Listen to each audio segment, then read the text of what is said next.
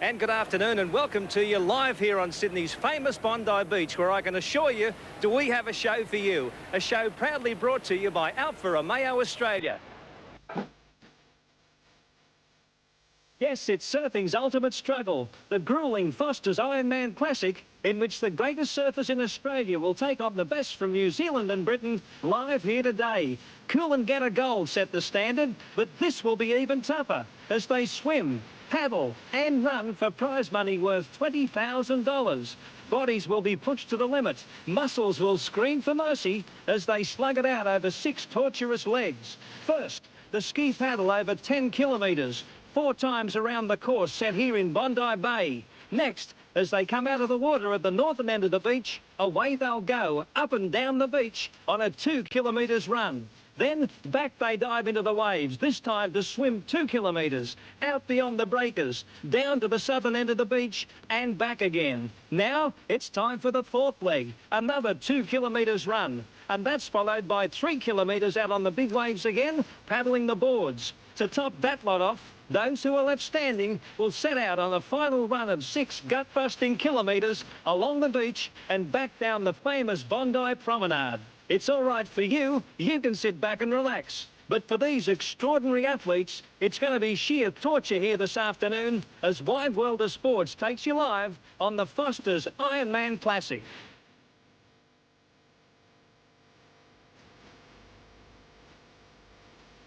Yes, a great afternoon here on Bondi Beach. Good afternoon again and welcome live. We have 43 super competitors who'll be competing in this Foster's Ironman Classic. We've got a big team of commentators. We've got 2 cameras out on the boats. We've got the chopper flying overhead. We've got cameras all around Bondi Beach. And down the southern end of the beach, the gentleman himself, Big Maxie Walker. It's an incredible situation here. It really is. There are thousands of people. The atmosphere is really starting to build up. It's going to be a test of stamina, fortitude. I'm glad I'm not really in the event myself, but I'm rapt to be here. Good on you, Maxie. Let's have a look now at some of the major seeds. Competitors here this afternoon are all seeded. We've even got betting odds for you. Let's have a look now at some of the top hopes for this afternoon's Foster's Ironman Classic. The number 1 seed and winner of the last 2 Coolangatta Golds is 21-year-old Guy Leech from the Sydney seaside suburb of Manly. Last year he was the National Marathon Swimming Champ, and this year he finished 3rd in the Australian Ironman Championships. He loves Mexican food and watching Wide World of Sports. Guy Leech, at 3-1, the favourite in a very open field to win this afternoon's Foster's Ironman Classic. Seeded number 2, Craig Riddington, another of the gun contingent here from Manly today. Like Leech, he's also 21, and he finished 3rd in last year's Coolangatta Gold. Craig is a great swimmer. This year he won the Australian Marathon Swimming Championships. Craig is an aerobics fan, he likes listening to Midnight Oil, and he's second pick in the betting at 4-1. Number 3 seed, the best-known Ironman in Australia, Queensland's Grant Kenny. At 22, Grant's been Australian Ironman champ on 4 occasions. And last year at the Los Angeles Olympics, he won a bronze medal in the kayaks. This afternoon, he's very confident he can go great guns in the first leg, the ski, but after that, it'll take all his courage and competitive strengths if he's to match it with the likes of Leech and Riddington. In the betting, Grant Kenny is at 5-1. Now, a competitor from the southern beaches of Sydney, 25-year-old Gray Parks from North Cronulla. This year, Gray grabbed 3rd place in the Coolangatta Gold, and his supporters are quietly confident he can take this afternoon's event out. That's why he's being kept very safe in the betting at 5-1. He's seeded number 4. 5th seed comes from South Australia. His name, Dwayne Thies, and this year Dwayne is the Australian Ironman champ. 2 years ago, he won the World Ironman title in Hawaii. At 22, Dwayne is another Mexican food fancier. There must be something in those tamales. In the betting, he's quoted at 8-1. Well, like his sister Carol, Robert Chapman is a fitness freak. He comes from Allura Beach, south of Sydney, and at 28 is one of the veterans in Ironman's events. It was 7 years ago when he became Australian Ironman champ. 6 years later, there he was winning it again. A triathlete who loves music, he's one of the fittest athletes this country has ever produced. And the bookies aren't taking any risks with him either, quoting him at 5-1. Of all the fancied competitors, the youngest is 17-year-old Darren Mercer from Austin Mere, south of Sydney. Darren is the reigning national junior Ironman, and he'll pit those young muscles of his up against the more experienced contestants. Darren is seeded 7th for the event, and his odds 10 to 1. And now to the English champ, a great character, and the 8th seed, Julian Taylor. At the age of 24, Julian is the current British Ironman title holder, and in this year's Coolangatta Gold, he came in 6th. The bookies have Julian at 10 to 1. Another competitor you can't help but have an eye on, certainly in the early stages, is snowy-headed Kiwi Paul McDonald. Paul is 25. He's the class paddler in the field, having won 2 gold medals in the Olympics in Los Angeles last year, then topping that off by winning this year's Canoeing World Championships. His swimming isn't as strong as some, but paddling and running, he'll be out in front of the best of them. Paul is seeded 17th and quoted at 20 to 1. And then, last but certainly not least, the oldest competitor in the field, a legend in the Australian Ironman scene, Alan Coates. At 41, Alan from Noosa Heads in Queensland has won a whole host of events during an illustrious career. And even this year in the Coolangatta Gold, he was placed 17th. Alan is a dad with 5 children, and we wish him all the best today. He's quoted at 30 to 1. A dad with 5 children. I can tell you one dad with 5 children who wouldn't be out there this afternoon, but Alan Coates, in fact, should be very prominent after this first leg, the ski leg. Talking of veterans, one of our crew out there on the boats to bring us the action this afternoon, Ian Chappell. Thanks, Mike. Yes, we're out here on the first leg of the ski paddle, and the swell's coming up a little bit. The breeze has picked up. There's good support, as you can see, for the local boy, Scott Thompson, from North Bondi. The swell, as I said, has picked up with the breeze, and out around the point, the swell is going to be even a little bit greater. But we've got strong stomachs out here, Michael. We'll be all right. Good on you, Ian. And another man who knows all about strength is our co-commentator here this afternoon, Mick Porra. Mick is 5 times Australian Malibu board champ. In fact, he's the current world champ. Conditions for the boards here today, Mick? I think it's good, Mike. There's a bit of chop after they get up past the point, and that'll be able to break them up, and the guys will be able to really run some chops on the way back in towards the far side of the course. I think it's looking great. OK, let's now go to Patrick Lindsay, who's talking to the top seeds. I think my favourite leg will be the swim, all 1 kilometre of it, and my worst leg will definitely be the ski, so I've just got to go for it from the start and trying to hang in. My best leg's the swim leg. I've come from a swimming background, but my worst is the run. I've done sort of mega running during the winter to work on it, but today I've done a lot of road work, but today it looks as if it's going to be soft sand, which is going to be difficult for all the competitors, not just myself. Paul, can you continue the Kiwi Blitz? No, I don't think I can continue it, but I'm going to try and hold it for a little while, and that first leg's where I want to make my mark. Tell me, what are your best legs, and where do you see the race being won and lost? Before today, I would have said it would have been won and lost in the swim, and I still tend to agree with that a little bit. But quite a lot's going to happen in that ski leg, and it'll depend how tactics go, who hangs on to who, and who breaks away. Well, it's a different race today, which hasn't been on before, so that makes it pretty hard. But you know, I've done pretty hard training during the winter months, and I just go out there and do my best, I think. Where are your strengths and weaknesses? Well, the swim leg, I'll go better than any other leg. I'm just going to hope to just not to have a bad leg in the race. The hip injury. In actual fact, it's 3 months to the day today that I last had this injury from running, and I thought I'd got rid of it through the week. I had physio and you know, treated it with ice and everything, and it had cleared up, and then just yesterday it started to come bad again, and it's quite a bit worse today than it was. You know, I feel good on the ski. I've got a brand new model ski, new paddle, new board, everything. All my equipment's new, and I feel reasonably comfortable on it, as much as I can, having only been on it once before.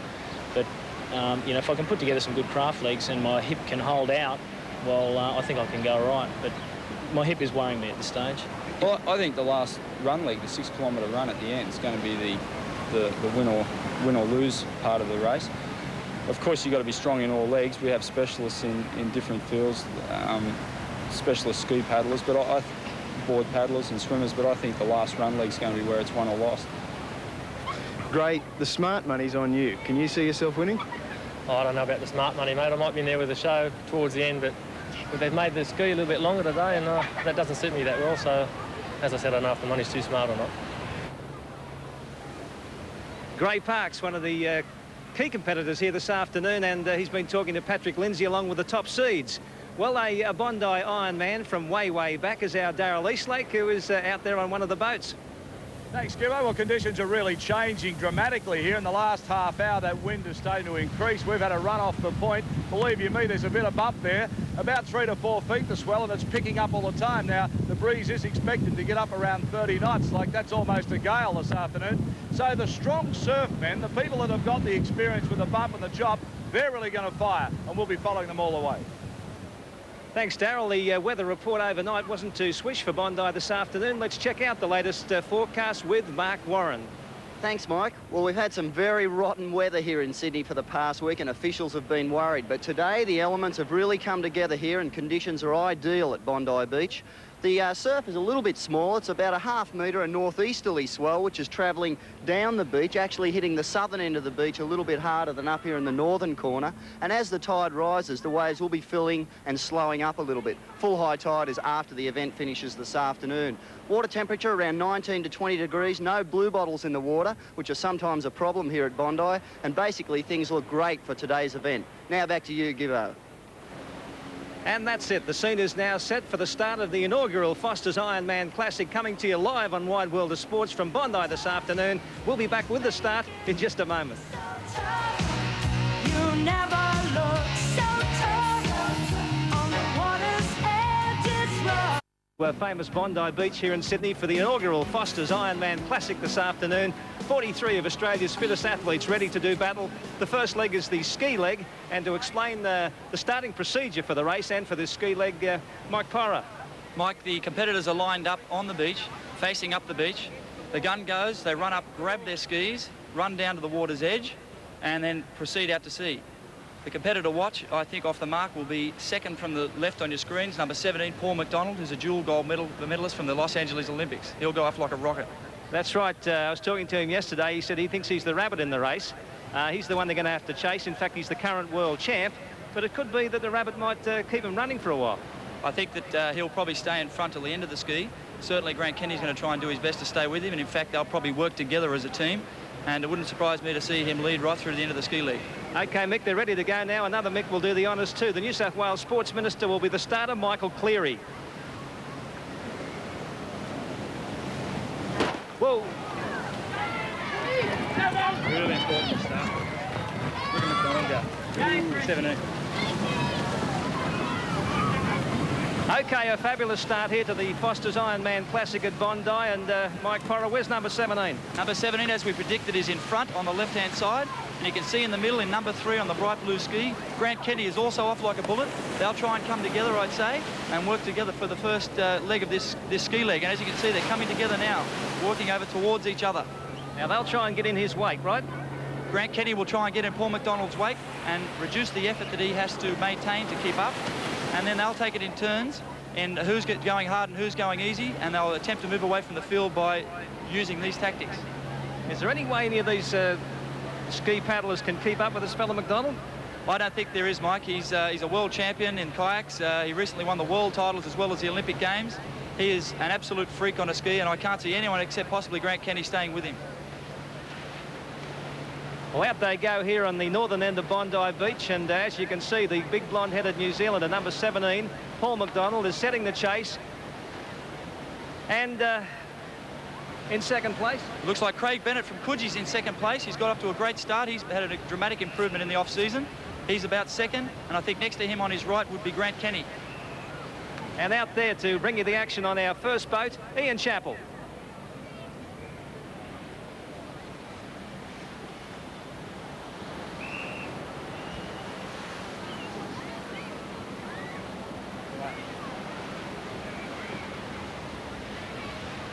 Having a slight problem with Ian Chappell out there on the boat, so we'll keep bringing you the action as best we can from the beach as they press out. To me, Mick, they look as though they're halfway to New Zealand already. Yeah, they're a long way out to sea. They're coming towards the first turning buoy there, Mike. I think you can see from our position on the beach. It's important to try and get that run around the cans. Whoever turns around that can first and heads out towards the next mark is going to have a big advantage.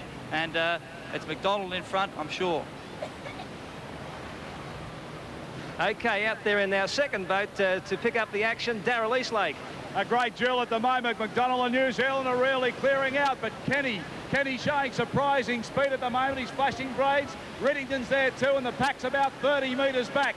But this McDonald's really showing his class and his speed, but Kenny's staying with him. The Australian champ is there, and at the moment, he's looking very, very strong. The pack's dropped back about 20 metres or so at the moment, but it's like dueling blades and flashing skis as they really head out now and start to get into a little bit of chop. You can see the difference now as the skis start to bury in, and they're really got to use those nose cones now to lift out of the chop. But look at McDonald. McDonald going on the outside of Kenny. Kenny, they're going stroke for stroke at the moment, and it really is quite a duel here out off Bondi Beach. They're just off Ben Buckler now and heading for the mark, and the cross chop starting to hit him. Kenny now has taken the lead from McDonald. McDonald dropping back a little bit as Kenny really starts to put on the pace. Great action here, and the rest of the pack starting to close up now. The choppy water, Reddington running fourth, and he's struggling a little bit. Leech well back at the moment. Third place starting to make a move now. A bit hard to pick his number up from here. He's on an orange ski, but he's starting to come up against the New Zealander now as the paddles go. But look at Kenny. Kenny's opened up a lead of about 2 lengths at the moment. Looking strong, the former champion. Has a little bit of a smile as he looks behind him too. McDonald back. Now the pack's starting to catch up with Reddington now. Reddington putting in the long ones. Guy Leech making a big run up the inside. Leech looking strong too. And the pack probably about 150 metres apart from go to woe. That's top the turn. But still Kenny. Now McDonald comes back. McDonald makes a run. They'll go to the turning buoy. This could be a real interesting one, Michael. This looks good. McDonald has the outside run. Kenny's got the inside run. Kenny now sets himself up. They'll look a little bit lost out to sea. They're not sure. They've changed direction now. They were going to turn the wrong marker. Now Kenny's about half a length back off McDonald. McDonald really starting to look over the top to see the marker. In fact, we're pointing the way at the moment. The boys out here having a little trouble to see through the spray. Kenny making the challenge again now as he puts the long ones in there side by side as they stride it out. Kenny's got about half a length. In fact, we'll have to get the boat out of the way because we're throwing up some turbulent water as we move out of the way, and Kenny has now opened up about a 2 ski length at the moment. It's Gibbo right at the moment. It's Kenny in front. Well, a surprise here where Grant Kenny's hit the front. Mike Porra. Yes, Grant looks like he's got to about a 3 or 4 length ski lead there, and he's looking great as they come in towards the furthest mark out to sea. McDonald's, of course, in second place, and Dwayne Thies on the orange ski looks like he's in third. It looks like a battle royal, and Grant Kenny doing exceptionally well.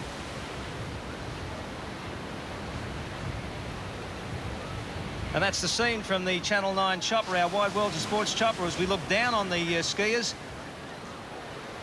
in Indian file now, still pouring it out, and Grant Kenny, that hip injury doesn't seem to be giving him too much trouble, certainly at this stage, Mick Porra. Yes, I think, Mike, that Grant realises that his only chance in this event with his hip injury is to get well and truly out in front in this ski leg. He's giving it everything he's got at the moment. He's cleared away, surprisingly cleared away from McDonald. It's a bit of an upset, but I don't think he'll get too far away. And McDonald, of course, is giving everything he can at this stage as well. And there's a bit of a chop out there too. You can see the bumps, you can see the ski paddlers going up and down. The further they get out to sea, the more exposed they are to the wind. And they're really, as they turn, you'll see when they turn the next mark, they'll start the runs and they'll be roaring back towards the shore. Now this distance, 10 kilometres, is this the sort of distance that suits Grant down to the ground? Yes, Mike, Grant's experienced over the 10K distance. He's in fact 3 times winner of the Molokai ski race in Hawaii, and that's a 50-kilometre race. That's a world championship long-distance ski event. So this would just be a sprint for old Grant? Yeah, I think it just about is.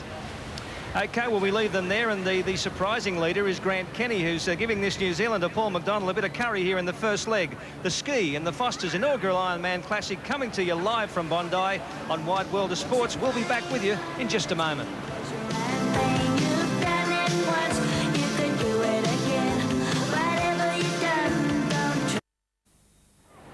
Welcome back live to famous Bondi Beach for the inaugural Foster's Ironman Classic. The first leg, the grueling 10-kilometre swim, paddle I should say, and out in front is Grant Kenny.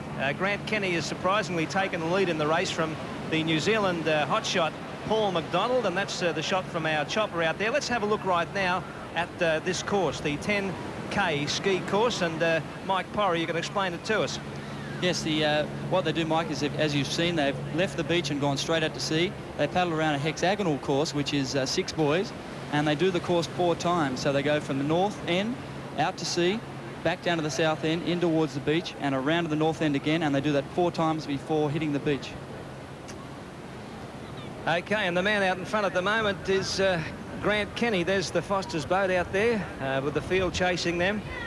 At what stage would they be now, Mick, in terms of this race? Would they be round about getting near the halfway mark? Oh no, Mike. They're only probably about 1/7 or 1/8 of the way through the race. They've got 3. They haven't finished their first ski lap yet, and they've got 3 more of these to go. It's a long ski race, and these guys are going to be very tired when they finish the ski and they have to go into the run before the swim.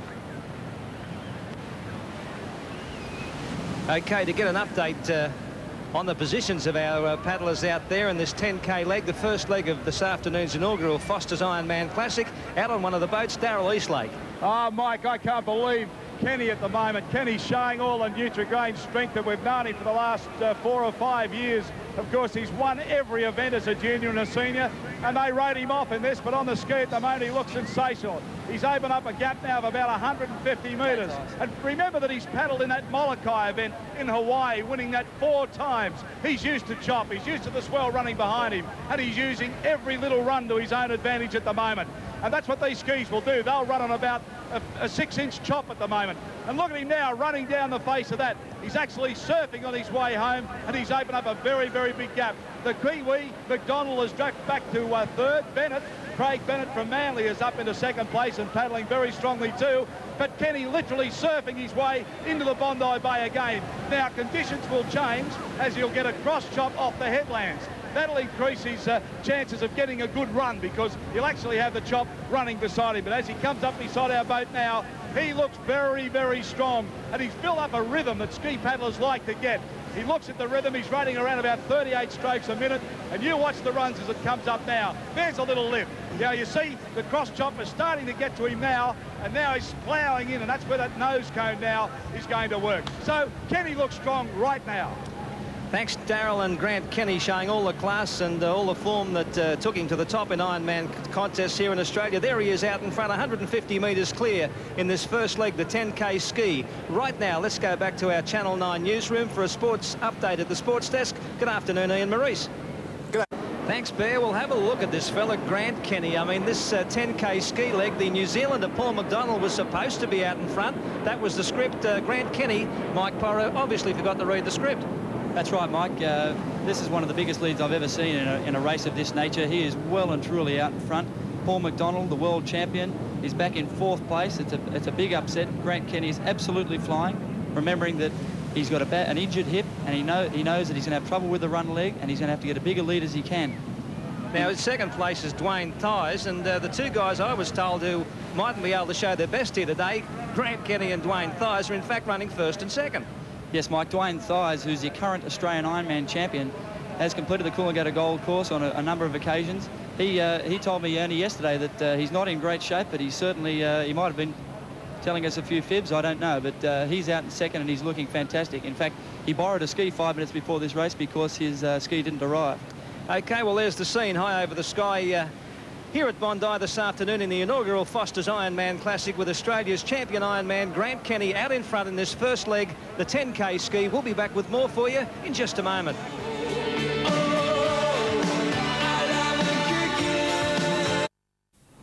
Back live at Sydney's famous Bondi Beach, Wide World of Sports coming to you from here this afternoon, and there he is, way out in front, over 30 seconds clear of this field in this first leg of the Foster's Ironman Classic, the 10-kilometre ski, and that's Grant Kenny, Mike Porra. Yes, he's looking unbelievably strong, Mike. I think at the completion of the first lap, he was some 36 seconds in front of the 2nd place getter, and it looks like he's extended that lead. All right, we leave Grant Kenny way out in front. There we go to the southern end of the beach to bring you some of the atmosphere here at Bondi. Big Maxie Walker. Yeah, we're way out in front here too. Believe me, there are quite some unbelievable sights around here. Thousands of people massed along the beach here. We're going to be covering the second leg, the 2-kilometre run along the beach. With me, Mark Warren. What about the weather this scene? Unbelievable. Yeah, it sure is. I think the competition's fiercer in the water, Max, but it's pretty fiercer on the beach for the briefest bikini too. But really important too, I think, to consider that one of the factors affecting the performances of these competitors is this freshening northeasterly breeze. It's getting very difficult to paddle leg, and the run along the beach too, the wind will be affecting them. Yeah, how difficult will that second leg be when they come out of the water onto the beach here? Well, their lungs are going to be burning, mate, but the guys that really do strong in the run, remember there's 3 of these running legs, so I think that the runners are going to come through in those final legs of this event. Yeah, I think there'll be a few lungs here burning as well. There's quite a bit down that end of the beach. They're going to run here from the south end along to the north, 1 kilometre, then they come back to here and then back into the water again. But we might at this stage go back to you, Gibbo. Sensational here on the beach. Thanks, Maxie. Yeah, we'll leave you there on the beach. We'll cross out to the water again now. Ian Chappell out on one of our boats with Grant Kenny a mile in front in this ski leg. Hey? Well, we're with the 6th place getter at the moment, Mike, and that's Paul McDonald of New Zealand. He seems to be struggling a little bit, and he's dropped back into 6th position. In 2nd position at the moment is Dwayne Tyes, and in 3rd position it's Craig Riddington. They're just about to round the buoy now. Dwayne Tyes getting around the buoy first, although Craig Riddington has the inside position. In 4th position, we have number 48, Miles Blackwell, and that's no surprise because he was the Australian captain of the junior kayak team. So he's doing particularly well. And in 6th position, that's very interesting, we have Robert Chapman, who's a former Australian Ironman champion. He's had a knee operation in the last few months. In fact, this is his first major event back after that knee operation, and he must be well pleased with his position at the moment. So that's a big test for his knee. And then following him in 6th position is Paul McDonald of New Zealand, and that is a bit of a surprise. He seems to be struggling a little. We're out now in the well, this is as far out as the competitors go, and the swell is quite strong here. And in fact, pulling past Paul McDonald now is number 9, John Anderson of Stockton. So he drops back into 7th position, Paul McDonald of New Zealand, and he is struggling. Well, I guess after the flogging the Kiwis gave us in the Test Series, Ian Chappell wouldn't be too unhappy to see their kayaking champ dropping back there a little, although it is hard to understand why Paul McDonald is being passed by yet another competitor, Mike Porter. It would seem as though the fella's having a bit of trouble out there. Yes, Mike, it could be a problem with his ski, I'm not sure, but it must be remembered that the events that Paul McDonald is world champion in the kayaks are sprint events, 500 metres and 1,000 metres, and possibly the 10K is too far for him. He might just be a sprinter, and that's all. What makes this fella Grant Kenny such a sensational ski paddler? Mike, for a start, it can't be forgotten that Grant himself is a medalist from the Olympics, 1984 in kayaking. So he's got a lot of talent, but the guy is just loaded with raw talent. He's got every leg covered: the swim, the run, and the board. And he could well and truly get up and win this event from where he is now. Well, that Nutrigrain is certainly working overtime for him today. He's a mile out in front, and we'll cross out now to Darryl Eastlake on the boat. Thank you, Gibbo. We'll talk about a mile in front. There's only salt spray between him and the rest of the field now as Kenny's really putting in the power. I'm surprised that his rating is so high. I mean, his blades are just flashing. He's using every run that's on the bay. He's showing his vast experience now. And it's only when he gets into the cross chop that he backs off. But young Miles Blackmore, of course, comes from Alexandra Headlands. He trains with Kenny, the young cadet, and he really has opened up a lot of yards on much more experienced opposition, and he's showing a lot of strength. Whether he can maintain the pace over the distance, we'll have to wait and see. But Kenny at the moment, knowing that he's got the run, the swim, they're not his strongest legs, and he's just got now daylight between him as he really powers down as he comes in off the Tamarama Bronte side of Bondi using the swell. And look at the way he's making the run. He goes a little wider all the time, and that's that experience in Molokai, that Hawaii paddle, inter-island paddle, as he uses the run to make sure that he's getting maximum distance, maximum run out of the ski, and then he comes back under the headland, handles the cross chop for maybe 250 metres, and then he's across the bay again. But it's been a great performance so far from Kenny. And there he is, and he might well be out there off the islands of Hawaii paddling. He's certainly had his own, Grant Kenny. The way he's going, Mike Porter, he might actually make him. He's cleared out from him. Yes, Mike, he's opened up a huge lead, and I can't believe it myself that he's this far in front. He realises that he's got to have a huge lead after the ski to be any possibility of winning. But by the same token, Craig Riddington back in third spot is looking very strong, and I think he'd be very happy with the position he's in at the moment. He's a very strong board paddler and swimmer, and he'll be chasing Kenny like you wouldn't believe after the end of this ski leg. Well, I was having a look at Craig before the event, and he looked as ever super fit, and I thought to myself, if I was going to have a little bit of something on somebody, I think he's about 4 to 1. I might have backed Craig. Who do you fancy to win it? Mike, before the race, I probably would have told you Guy Leech or Gray Parks, but I haven't sighted Gray Parks' his position in the race yet. I don't know exactly where he is, but I think from this position, Grant Kenny or Craig Riddington look the picks to take line honours at the moment. Craig Riddington from an illustrious surfing family, 21 years of age, and he's a magnificent swimmer. He hasn't got a weak leg, this fella, has he? No, he hasn't, Mike. Only problem may be in the long run legs. He's a good sprinter in running, but he might have a bit of a problem with the longer runs. He's in fact the Australian Marathon Swimming Champion, so he's going to fly through the swim leg. He's very, very good board paddler. I train with him on the board, and I know that he's excellent in that regard, and he's going to be very hard to stop. Now, Robert Chapman, one of the veterans of the field, Ian picked him up earlier. He's running about 5th or 6th. I noticed he'd just recovered from a bit of an operation too. He's an amazing fellow, Robert, isn't he? That's right, Mike. He injured his knee in a branch titles last year, and it was a very bad injury, and he had to have major knee surgery, and the doctors thought that it'd be doubtful whether he'd ever get up to top level again and compete at national titles, etc. But he's running beautifully at the moment as well, and he's out there paddling the ski very well in about 5th or 6th position, and he's going to be very hard to stop as well. Well, there they go, Indian file, the shot from our Wide World of Sports chopper high over the sky here at Bondi, where Grant Kenny at this stage is giving him a bit of a lesson in the ski leg. He's so far in front that he's certainly going to come out for this second leg, the run, with at least 30 seconds plus the way he's going. Probably more start on him, and one of the fellows who'll be chasing him, the fellow we were just talking about, Robert Chapman. What an illustrious career he's had, Robert. One of the champions of Ironman events back in '78. He won his first Australian Ironman Championship. 1984, he won it again. And Robert's brother, Carol, of course, is a very well-known endurance athlete herself. We've had her many times on Sports Sunday when she went up to Hong Kong there and cleaned them up. I think she cleaned the fellas up there too. Mike, Roberts also... he couldn't defend his 1985 Australian Ironman title through the fact that his knee was injured, and you see on the screen just before that he was a 1984 Australian Ironman champion. Who knows, had he have competed, he could well have been the current Australian Ironman champion as well. All right, there they are out there off Bondi Beach, and out there on the boat, Darryl Eastlake. Well, Mike, Grant Kenny just coming into the bay now. If you have a look at the way that he's handling this cross chop, as he really has a look over his shoulder and says, thank you very much, I'll take the lead and just keep going. But he's already around the marker buoy to the inside of the bay. The rest of the pack, and they're only dots to us at the moment, they've still got about 200 metres to paddle before they turn that marking buoy. So quite frankly, he could almost have one length of this leg on them by the time they turn the buoy. We're running beside him now. His rating has dropped off a little. I think he's just having a breather. He had a look over his shoulder and thought, there he goes again, has another look and another one. He says, right, now I'll pick up the pace. And now I'll use the water to my full advantage. That crossy section that I talked about, he used that to very good advantage again, but he backs off in that and just really lets the ski run. Now he starts to put the power down as he goes into the spray. Now here are the other boys coming around the marker now. There they are. So he's almost got half the length of the beach on them as second and third and fourth round the bay now. So that's the situation. It's Kenny under full control, Mike.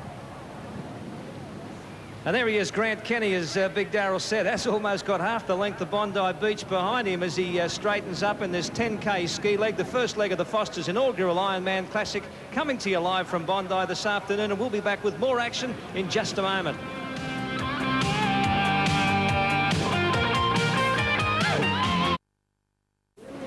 Back live at famous Bondi Beach in Sydney for the inaugural Foster's Ironman Classic, where Grant Kenny is way out in front. There he is, number 3, Grant, just going under the wave.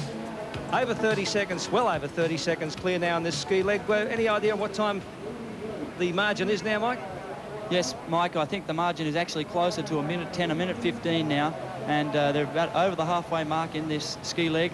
If he keeps this up, he could be 2 or 3 minutes in front at the end of the ski, and it'd be very difficult to catch him from there.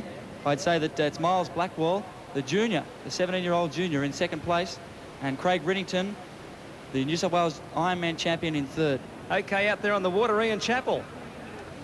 Thanks very much, Mike. Yes, they're on the third of 4 legs in the ski run. And Grant Kenny has opened up a lead. I would say it must be, it's over 400 metres. Probably closer to 500 metres now. In second position, we have number 48, Miles Blackwell, the Australian junior kayak captain, and he's stroking very well at the moment, along with Craig Riddington, who is right on his tail. Craig Riddington must be pretty pleased with his position at the moment, as he has the very strong swim leg to come. In fourth position, we have number 5, Dwayne Ties. Dwayne Ties just ahead there of number 9, John Anderson of Stockton. John Anderson has picked up a couple of spots. Just a while ago we saw him go past Paul McDonald. He's moved up into 5th position now. Number 6, Robert Chapman, still stroking very strongly.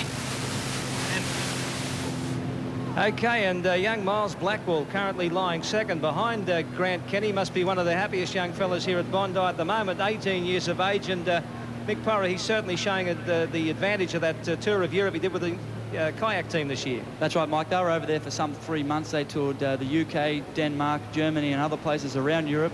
He had a very successful tour, and they were an excellent junior team away from Australia, and he's doing exceptionally well. All right, well, with Grant Kenny putting a huge gap in him here at Bondi in this first leg, the ski leg of the Foster's Ironman Classic, we cross out now to Darrell Eastlake. Well, Michael, if you think that Grant Kenny's doing it tough out front because he's really got the blades flashing, think about the guys that are bringing up the rear, because this is one of the few events that we've seen ever held in surf lifesaving where they can actually see the competition in front of them. So, I mean, these poor guys, their hearts are breaking.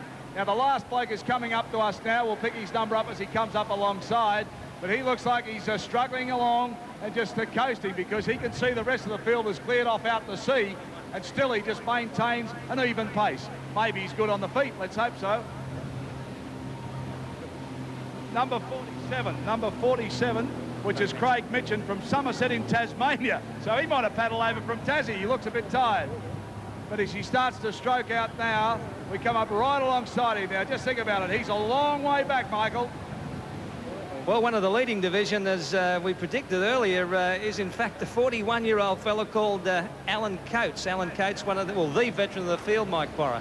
Yes, Mike. Alan Coates is in fact 41 years old with 5 kids, and it's interesting to note that in the 1966 Australian Ironman Championship, the very first one, Alan competed against Hayden Kenny, and here he is 20 years later competing against his son. So he's an amazing man who's competed for 30 years at Australian Championship level. Okay, with Grant Kenny leading him a merry chase out there, we might leave them for a moment and take you back to the beach for the Speedo Fashion Parade held here on Bondi earlier today.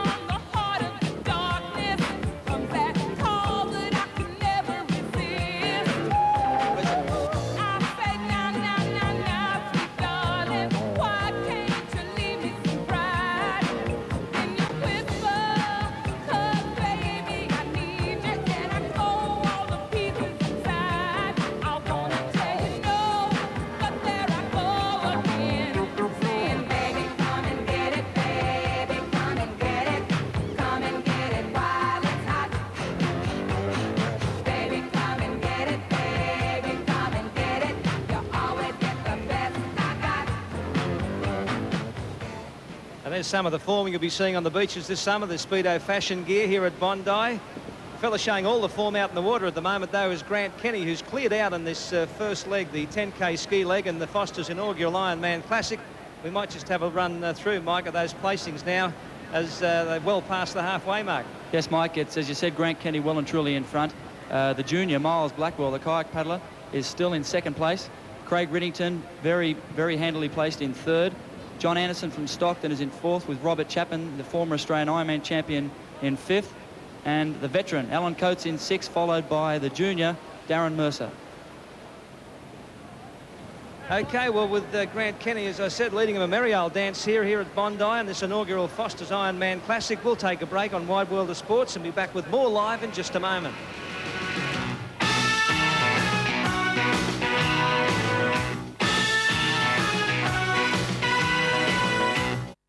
Back live here on Sydney's famous Bondi Beach for the inaugural Foster's Ironman Classic, and a man of iron who certainly demonstrated that on Monday night here in Sydney at the Entertainment Centre, our IBF World Bantamweight champ, Jeff Fennick. Congratulations again, Jeffrey. Thanks very much, Mike. This is a new sport for you down here? Yeah, it's new and it's pretty hard. I was going to ask you, I've watched you in the gym on many occasions, and I think professional fighters are as fit as anyone can be. How would you compare yourself with these fellas? Yeah, Mike, I think it's a completely different method of training. You know, these blokes are what I call super fit. So what have you been doing with yourself since you retained your title? You've been taking it a bit easy this week? Yeah, Mike, I've just been relaxing. I've had a few Carlton 2.1s and just been going out with the friends. Now, what's the next step for you? Who are you going to fight next? Hope it's not me. No, Mike, it's just up to my trainer, Johnny Lewis, and manager, Colin Love. They've just been talking to promoter Bill Morty, and they're trying to find me a suitable opponent. All right, well, the man who's certainly giving him plenty to go on with here this afternoon is Grant Kenny. We congratulate you again, and thanks for joining us here. Yeah, thanks very much, Mike. OK, there he is, to me, Australia's sportsman of 1985. Jeff Fennick, down here live on Bondi Beach, and Mike Porra. Is Grant Kenny still over a minute in front? He certainly is, Mike. I think he'd probably be further in front than that. From one champion to other, Grant Kenny, what a great champion. He's well and truly in front. He must be over a minute and a half in front as he's coming towards the completion of his third lap. He's going stronger than ever. Looks absolutely fluent. You can see his high arm style. Incredible power with this young man. And he's really moving well. He'll come around fairly soon around the bottom mark and head up towards the north end of the beach again. He's so far in front you can't even see the other competitors. And Mike, I don't know what they're going to do to stop this guy, but he looks invincible from here. Well, at this stage, it looks as though it's just a matter of how far, whether he wins by over a minute or whether he wins by a minute and a half or whether he wins by a couple of minutes. Darryl Eastlake, as Mike Porra said, how can they stop him? Well, of course, they can stop him in the swim and on the run because he knows that too. Don't worry about this. But I just love to see great champions come back. And this fellow's been written off for a couple of years. He's had the injuries and he had the pressures of the Olympic Games and he studies to become a pilot.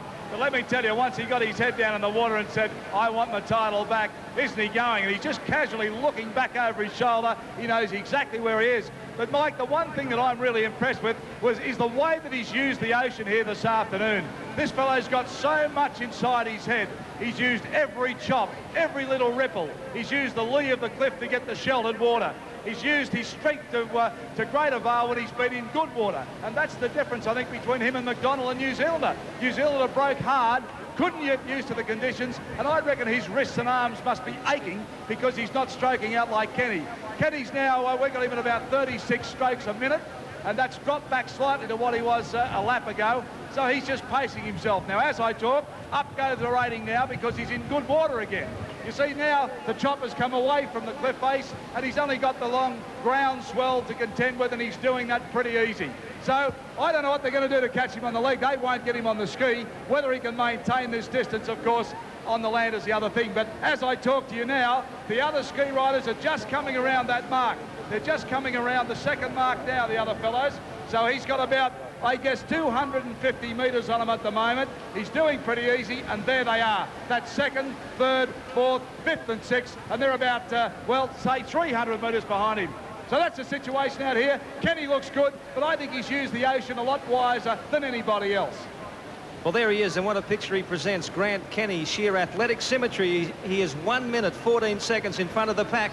As we take you to a commercial break, we'll be back with more in a moment here on Bondi Beach with the Foster's Ironman Classic.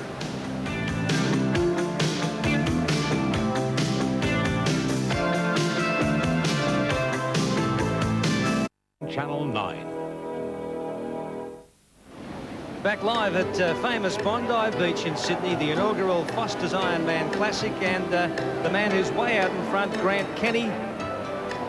And it's just a matter of whether he wins this leg at the moment, as they've passed, what, the three-quarter mark now, Mike Porra? Yes, they're on to their fourth lap now. Whether he wins it by a minute and a half or what? That's right, Mike. They're on their fourth lap now, and Grant, as you say, is well and truly cleared out. Grant has received a lot of criticism over the last couple of years, as Darryl has mentioned earlier, for his failure to complete the Coolangatta Gold and for not finishing prominently in the last two Australian Ironman titles. And I know for a fact he's been training some 6 hours a day for this event, and he looks red hot out there at the moment. And Dwayne Thies is in second place, and he's another guy who he's the current Australian Ironman champion and suffered a recent motorbike accident. And looks like he's well and truly come back from that as well. And look at the style of this man now, Grant Kenny. He's so smooth, he's so fluent in the water. It looks, if anything, as though he's probably going to pick up another 10 or 15 seconds on him this leg. Yes, Mike, we've got some great pictures of the power of this man. He's really rating up high, as you can see. And you notice how when he comes up the top of a chop, he really pushes hard and runs down every chop. And out there closer to the action with Grant Kenny is in the boat Ian Chappell. Yes, Mike, he certainly is stroking very smoothly, and he's also getting terrific run on the waves. I don't think he's missed once when we've been watching. He's getting a magnificent run off the waves. A lot of the other competitors have been missing them and struggling, but everything is smooth. He's got his rhythm going tremendously. He's probably stroking up around about 40 strokes a minute, I would say, and he seems to be going along pretty easily. Every now and again, taking in a big, deep breath and then blowing it out. But it really is very smooth with Grant Kenny. The waves out here, he's right as far out to sea now as he will get. Just takes a bit of a dip there, but he's as far out to sea as he will get on this leg, and then he starts heading back in. And the waves out here, the swell is quite big, but he is certainly looking very smooth. And the lead that he has opened up now, well, it must be, well, I'd say once again, it's around about the 500-metre mark. There's a pack some 500 metres back there, but they're so far back that we're struggling to even see them. So Grant Kenny just taking a bit of a breather, but he can afford to, Mike. He's a long way in front. Thanks, Ian. I'm sure a lot of our viewers too are wondering right now, where is the reigning Coolangatta Gold champ, Guy Leech, the man to tell us, Darryl Eastlake? Well, Mike, I just asked Guy how he's going as we came up alongside. He said he's doing all right, but I'll tell you what, this is not the Guy Leech we know. This is not the dual Coolangatta winner. He really is struggling. Look at the look on his face. There's a lot of, well, pain there to me. The eyes are sort of going back, the head's lolling around, and that's not normally the Guy Leech we know. And he's dropping back further and further. At the moment, he's running about 12th spot. That's Guy Leech, Coolangatta Gold. Can he come back? Kenny, indeed, and gee, the shocks in this leg, the ski leg already. We got Paul McDonald, who was favourite to lead this. He's back there nowhere now, the New Zealand world champ. Guy Leech, you can see, compare that picture you're looking at now with the one we saw of Grant Kenny only a few moments back. Kenny stroking superbly. Guy Leech obviously struggling there, Mike Porra. Mike, I wouldn't write Guy Leech off yet. He's got a different sort of a style than Grant Kenny. Grant Kenny is a kayak purist with a beautiful stroke. Guy Leech has always been a little bit of a chopper, but he has immense power. And he was in something like 10th or 12th place at the end of the ski leg in Coolangatta Gold, and in fact went from 10th to 1st in the swim leg. Swim leg is coming up after this, and don't be surprised to see Guy move well and truly through the pack. He may be just reserving himself at the moment. Well, a dramatic struggle unfolding here this afternoon with Grant Kenny certainly a mile in front in this ski leg, and to check out who's in second place behind Grant Kenny, Ian Chappell. And there we are in second position, Dwayne Thies. Now, he said that he wasn't in great shape for this event, but he's looking pretty good at the moment. He's opened up about a 30-metre gap on the junior Miles Blackwell, number 48, and then next to him is Craig Riddington. So about a 30-metre gap there to Dwayne Thies. He's the current Australian Ironman champion, and he's looking pretty strong, particularly for a man who says that he isn't in great condition for this event. He goes around the second marker buoy now, and you can see that the lead he has with Miles Blackwell just in third position ahead of Craig Riddington, who's getting in his wake there. And a big wave coming in. They'll get a nice run on that around the marker buoy, and they start heading back towards the headland now, the southern headland. And Miles Blackwell just giving the arms a bit of a rest, but he's now opened up a break on Craig Riddington. But I think that Riddington would be quite happy with his position at the moment. He's got the swim leg to come, and he's very strong in that. Miles Blackwell doing a terrific job, the junior kayaker, the Australian captain, and he's really stroking out now, getting a good run on the waves. The swell out here is quite high. All right, there's the scene again, and it's Grant Kenny well out in front in this ski leg, the first leg, the 10K ski paddle in the inaugural Foster's Ironman Classic, coming to you live from Bondi Beach this afternoon. We'll be back with more for you in just a moment.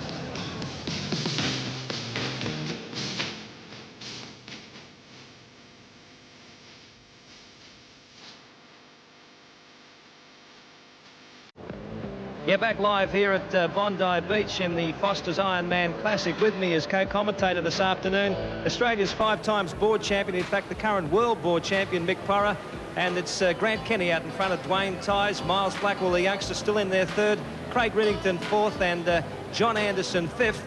And out there on the water, Grant Kenny is about to, in fact, lap the last competitor. He has lapped the last competitor. Grant Kenny just clearing out in this 10K ski here, Mick. That, Mike, of course, that means that Grant must be some 15 minutes ahead of that last place competitor. We can't pick up who it is, but it just shows you the strength of this man. He's clearing out.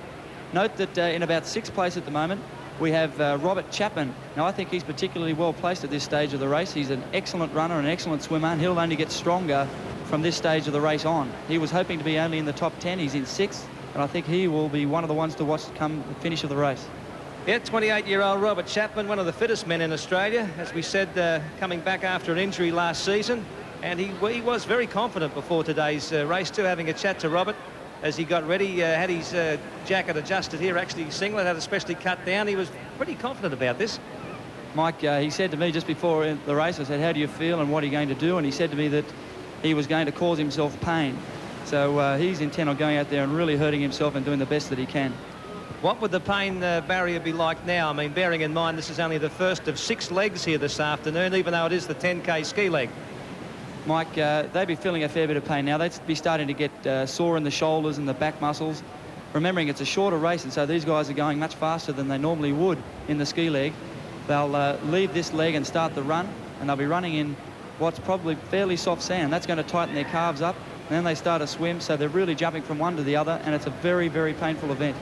Yes, I was going to ask you about that adjustment to go from whether it's a swim to a run or a run to the board, but what's it like to come off the skis here and find yourself running along the beach, which is hard enough on the best of times? Well, Mike, what quite often happens is sitting on the ski like that, they pinch nerves in their backsides and they can get their legs going completely numb on them, and it does take a while for them to orientate themselves to the run. And particularly if the sand is soft, they'll be in a great deal of pain. They won't be loose at all in the legs, and they'll be hurting a lot when they start the run. Especially Grant Kenny with he's got a very bad hip injury and was hoping to even make the run. Well, there he is as we speak, Grant Kenny, number 3, way out in front, and he's swinging round towards the beach as he's obviously left them for dead now in this first leg, the 10K's paddle. That's right, Mike. He's only got 1 lap of the beach to go. He's heading across the beach now, having a look behind him. He'll just go 1 lap across the beach up to the north end, turn the mark, and he's on his way back to the shore, and we'll see him return to the beach and start the run leg. All interest will be focused on how his hip is, and whether we'll know as soon as he starts to run whether his hip injury is going to allow him to run well in this event. Okay, and out there on the water with the action, Darryl Eastlake. Thanks, Mike. Well, here's Grant Kenny now. He's back into the bay and coming across. He's opening up that gap by every stroke, let me tell you. He's just powering away. And what looks like the pack behind him for the places is not true. They're only the back markers. Interesting enough, though, Mark Pringle is the last skier that Mick was talking about, 15 minutes behind. He's the guy that collapsed recently in the Triple M, so maybe that event has had a big effect on him. But let's come back to the man of the moment, Grant Kenny, now as he powers his way up the bay, gets ready for the changeover. What would be going through his mind now? He must be hurting. He's got to be aching. He hasn't stopped the rating of around 36 to 38 the entire time. He's kept the pressure on the field. He knows that he's got to make the distance here to keep in front for the rest of the afternoon. He's done everything expected of him on a ski, probably more when you consider his form over the last couple of years. There's been a lot on his mind, but I reckon there's one thing on his mind now. He wants to win this event. And now he starts to pick up the rating again. Occasionally he has a look back, but he knows how far they are now. He's getting confused with the back markers, so he's more on intent now on lining up North Bondi and saying, I've got the changeover to go.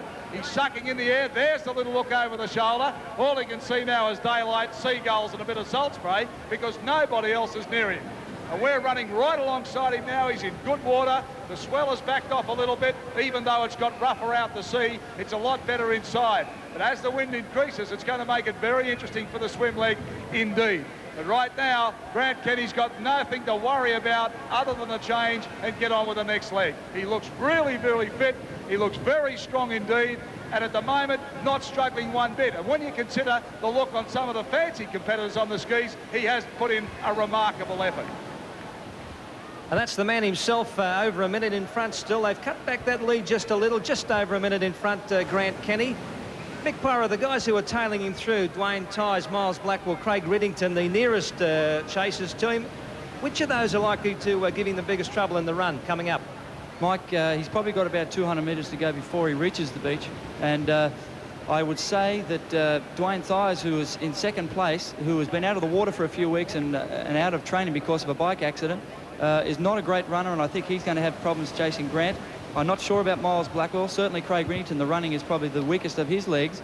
And I would say that Robert Chapman, back in sixth place, is probably the man who will make the biggest inroads on Grant Kenny in this particular leg. Also, John Anderson from Stockton at fifth is a big, powerful man, and I think he might move up as well in the run. Well, he's got a 2K run in front of him, Grant, and then after that they hit the water again for the 2K swim. Can you see them possibly catching him on the run? I don't think so. Depends on his hip, Mike. He's got that hip injury which we've already mentioned. That could hinder him. If he's okay, I can't see anyone catching him before the swim. Craig Riddington, I don't think, will do that, but once they hit the water, if he's only got about a minute or so lead on Craig Riddington, I would imagine that Craig will probably pick him up by the end of the swim, and then these two could go neck and neck for the rest of the race because they're very evenly matched in the rest of the legs, which is the running and the board. Well, there he is, Grant Kenny, less than 200 metres to go now, and he'll hit the sand, and up he'll come as he gets ready for this 2K run, the second leg of this afternoon's inaugural Foster's Ironman Classic. And what a surprise it is to us all to see this great Australian champion. Well, I guess it's not a surprise to see him come back, but he's done more than that in this leg. He's absolutely stormed back, and we haven't heard from the New Zealand champ, Paul McDonald, for some time now. He's been left for dead, as you say. He's probably more inclined to the sprint courses, and Grant Kenny has just outstayed him and outsmarted them all. Mike, it's also interesting to note that the old man of the sea, Alan Coates, is still up in the top 6 or 7, and he must be very pleased with his effort. He's got 5 kids. I'd imagine that would keep him occupied most of the time. How he finds time to train, I would never know, but that's probably why he spends so much time out in the ski, let me tell you. Is it? Probably right. But I got a ski called the Mossman Rowing Club, Mick. I've heard that, Mike. And there's the man who is famous right around Australia for not only endorsing Nutrigrain, but for going away and doing so well for us, a bronze medalist at last year's Olympics. Absolutely leaving him for dead here this afternoon in this Foster's Ironman Classic in this first leg, the ski. Mike, he's probably about 100 metres from the beach now, and you might notice that he looks to be relaxing just a little bit. He's probably preparing himself for the run. He knows he's got a transition to come now into the running, and he's relaxing, pulling the wind in, preparing himself for the run. He knows it's going to be hard, and he knows that he's got a hell of an effort ahead of him if he's to stay in front and maintain his minute or so lead. Well, that's the scene here at the northern end of Bondi Beach as he approaches, in fact, our commentary tent here on the beach. Grant Kenny stroking nice and easily. I think, Mike, that he's just about to pick up a little wave here on the shore. He'll have a swell right behind him, and he looks like he's running nicely on this little swell now. This should take him right through to the beach. He's running on top of it. He's got about 10 yards to go before he hits the beach. He's looking very, very fluent. The crowd here are starting to go crazy on the beach. Fantastic effort from this guy. He's been ridiculed over the last couple of years, and he has absolutely thrashed his opposition in this first ski leg, looking superb. Now let's see how his hip injury is. He looks okay, Mike. Yes, he looks a bit fitter as he comes up out of the water than he did when he spoke to us before the event this morning. Yes, he does, and he's off down the beach now, and you can hear the crowd going crazy. He's very popular with the young people, is Grant Kenny, and he's off on the way down in the 2 kilometre run. And we can see in second place, Dwayne Thies just coming in towards the beach now. He's on a little run, and he's heading in towards the beach. He's got a little wave. He picked one up a little further out than Grant. That may give him a couple of extra seconds. You see him loosening his arms up on that wave. He's resting. He's sucking them in. He's ready for the run. I think Dwayne has been working hard on his run leg, and here he is. The South Australian Dwayne Twice, the current Australian Ironman champ, the man who took out the World Ironman title 2 years ago in Hawaii, and he started his run, and I must say he's looking pretty sharp too. He's moving along, if anything, a little quicker than Grant Kenny was. Yes, he looks to be at the moment, Mike. He's the current Australian Ironman champion, as you say, and he's moving well down the beach. In third place, we can see number 48, Miles Blackwell, is just running down the beach. He looks to have a nice long stride and looks great. We'll see here's Craig Whittington now, just coming to your picture on a little run. He's hitting the beach now and jumping off and running up the beach. Craig's in a very handy position. He'd be very happy with where he is now. Crowd cheering him on. One of the crowd's favourite is Craig Whittington. Craig Whittington, we've just been informed, is some 48 seconds behind the leader. And we can see number 9, John Anderson, coming in 5th spot. He's a very tall young guy. Look at those lanky legs. He's taking it easy as he moves along. And I think that he should have a good run leg in front of him in the 2K area. And on the beach to bring us the action down near the lead there with Grant Kenny, we got Maxie Walker. Yeah, Grant Kenny, you can really see the nostrils flaring now, the pain starting to hurt. His calves must be aching, the sand starting to fly above him. It really is a magnificent performance to have got out of the water and broken up the pack. You can see the pain now, the anguish. He seems to be staggering just a little bit. Perspiration is starting to really hurt now. Mark, how will it really be feeling? Oh, I think he'd be really feeling it. Now, Grant is not a great beach runner, but he's doing a great job here today. He's leading the field. He's gone hard in that paddle leg, and he has a very, very handy lead of at least, I'd say, 200 or 300 metres, maybe even 400 metres on second place at this point in time. So Grant Kenny from Alexandra Headlands in Queensland showing us the right stuff here at Bondi today. Yes, he really is starting to get to the end of the 2 kilometre leg. 1 kilometre, he's got a little bit further to go, and then he turns around and he has to run back down the beach from the north end. He goes further right to the end of the beach. He's way out there on his own. It's been a fantastic performance. The crowd here really have started to cheer and urge him on, but we can't see the next man running up. I can't quite focus on. It's Dwayne Ties from Seacliff in South Australia. He really is meandering in his line a little bit. He's zigzagging, trying to find some harder sound. It's not very, very easy out here on the calves. By the end of this race, then they get back into the water. We're still yet to see Grant Kenny. He's not quite turning yet. He's just about to go round the mark. He slows down, has a look, and now he can see his competitors as he turns to run back. 1 kilometre to go, and it's Dwayne Ties. He's putting him out. He looks to be in fairly good nick. He's breathing easily. Number 5, just striding it out. Grant Kenny taking time to grab a drink from a couple on the fence. Their line, that's the second drink that he's had. There's about 5 or 6 drink stations here along the way. It really is looking fantastic. So back to you, Gibbo. What's really happening here? And there he is, Miles Blackwell, the 18-year-old youngster who is currently in 3rd place, running pretty easily too. In fact, if any of the runners looks as though they're doing it a bit tough, it's probably the leader, Grant Kenny. Dwayne Ties moving nicely in 2nd place, just gradually picking up Kenny in this run along the beach, Mike. Yes, he looks like he might be slightly catching up. I'd say he's cut the lead to just under a minute. And Grant, you can see the pain in his face. We've told you about his hip injury. It really must be causing him a lot of pain, but this guy is loaded with guts, and he's doing his best to stay in front. You can see him there, moving along well, but you can see the pain in his face. Okay, there he is, Grant Kenny out in front there. And Maxie, how much have they picked up on him in this run from what you can see down there? Come on! How you going? How's it feeling now? How are the calves going at this stage? Okay, my hip's really bad at the moment. Your hip hurt? Yeah. Thanks, Grant. Well done, mate. As you just heard from the man himself, Grant Kenny, that hip is starting to give him pain as he does it a little tough along the beach, but he's a man of enormous courage, as he demonstrated in the ski leg. And he's still way out in front here in the second leg of this afternoon's inaugural Foster's Ironman Classic. This is the 2-kilometre run. Mike, I don't think, I can't wait till we get the split times, because I don't think Grant has lost anything at all on Dwayne Thies, as we predicted that the challenge in the run legs probably wouldn't come from Dwayne Thies or Craig Riddington, but from Robert Chapman further back in the field. It'll be interesting to see where he is now. You can see some of the other competitors on your screen now, moving down towards the other end. But Grant Kenny looking great. And there he is in picture, Grant Kenny, 4 times Australian Ironman champ. I guess he's the face of Ironman events in Australia. Whether or not he's won Coolangatta Gold, the fact is that Guy Leech has won the 2 of them. But Grant Kenny's the man we think of in Australia, probably the best known face of them all. A face that's been well and truly in camera so far this afternoon here on Wide World of Sports, as he's led right from, well, the first certainly couple of 100 metres out there in the ski when he took over from Paul McDonald, the Kiwi, who we haven't heard of since. He may have well headed back home, Paul McDonald, because it's this fella, Grant Kenny, who's been setting in the chase.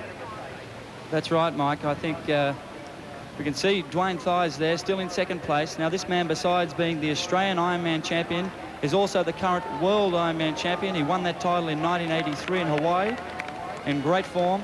And he told me yesterday that he didn't feel that he was in his best shape of his life. He's been out of the water for about 4 or 5 weeks after a motorbike accident.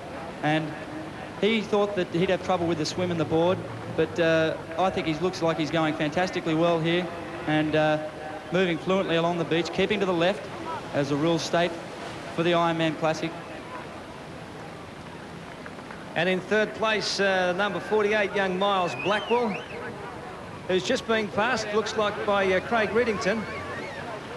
Is it not Craig Riddington? They're about to go to the water anyway, and there's the leader, Grant Kenny, as he hits the water on this third leg of this inaugural Foster's Ironman Classic. This is the 2K swim. And again, I suppose a change of activity, a change of muscle movement. That's right, Mike. He's going to be sore in the arms from the ski race. He's going to have sore shoulders. And, of course, his hips hurting him. And he has told me that in swimming training over the last couple of weeks, it has been hurting him to swim because he does roll his body, which we might notice, and his feet do actually cross. And he said that every time his feet cross, it gives him a sharp pain in his hip. And so he feels that he's going to be at a fair bit of pain right through the swim leg. But I don't think it's going to slow him down. I think this guy is a champion, and he wouldn't take a backward step. No way in the world. An extraordinary display of guts and courage and strength from the man leading him so far in this Foster's Ironman Classic here this afternoon, Grant Kenny. Second into the water is Dwayne Thies. Dwayne, Mike, is a very good swimmer. He probably wouldn't be to the level of, say, a Craig Riddington or a Robert Chapman or a Guy Leech, but he would be about the same sort of level swimmer as Grant Kenny is. I don't know whether he'll be able to pick him up at all here. I doubt whether he would, but he'll be doing his best to maintain his second place. And he has a very beautiful stroke. He really is a stylist and looks superb in the water as he heads out to sea. And it's John Anderson from Stockton, around the Newcastle area, who's third into the water. I know a big cheer from our Newcastle viewers as John Anderson's made up a lot of ground on him in the run. He dives into the water third. Just talking about the New Zealand ski expert, Paul McDonald, he's out of the race. Paul McDonald, we've just been notified, is out of the race, so it's been a disappointing afternoon for the Kiwi contingent as the boys hit the water for the swim. Yes, we can see Craig Riddington is just jumping into the water now. He's in 5th spot. He'd be very happy with his position. He's not that far behind. He's only 2 minutes behind Grant Kenny, behind the leader, and just watch Craig Riddington go. I think that I wouldn't be surprised if he just about catches Grant Kenny by the end of this swim leg. Grant will be doing his best to try and hold him off, but Riddo will be going all out to try and reach him. Okay, the struggle unfolding here this afternoon, live coming to you on Wide World of Sports from famous Bondi. We'll be back with more of the inaugural Ironman Classic from Foster's in just a moment.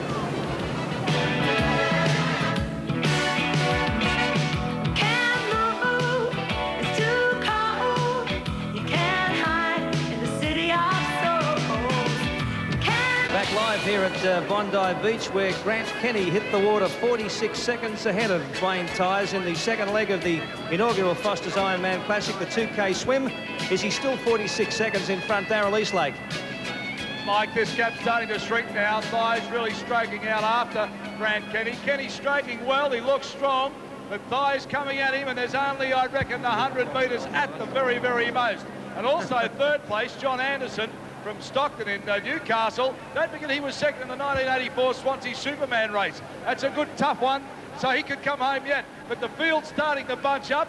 Kenny looks strong. He's stroking away. His head's well and out of the water, though. It goes down now, but you watch it. It'll come straight out of the water again. There it is, as he has a look. But Dwayne Thighs making ground. Only inches at a time, but he's getting closer.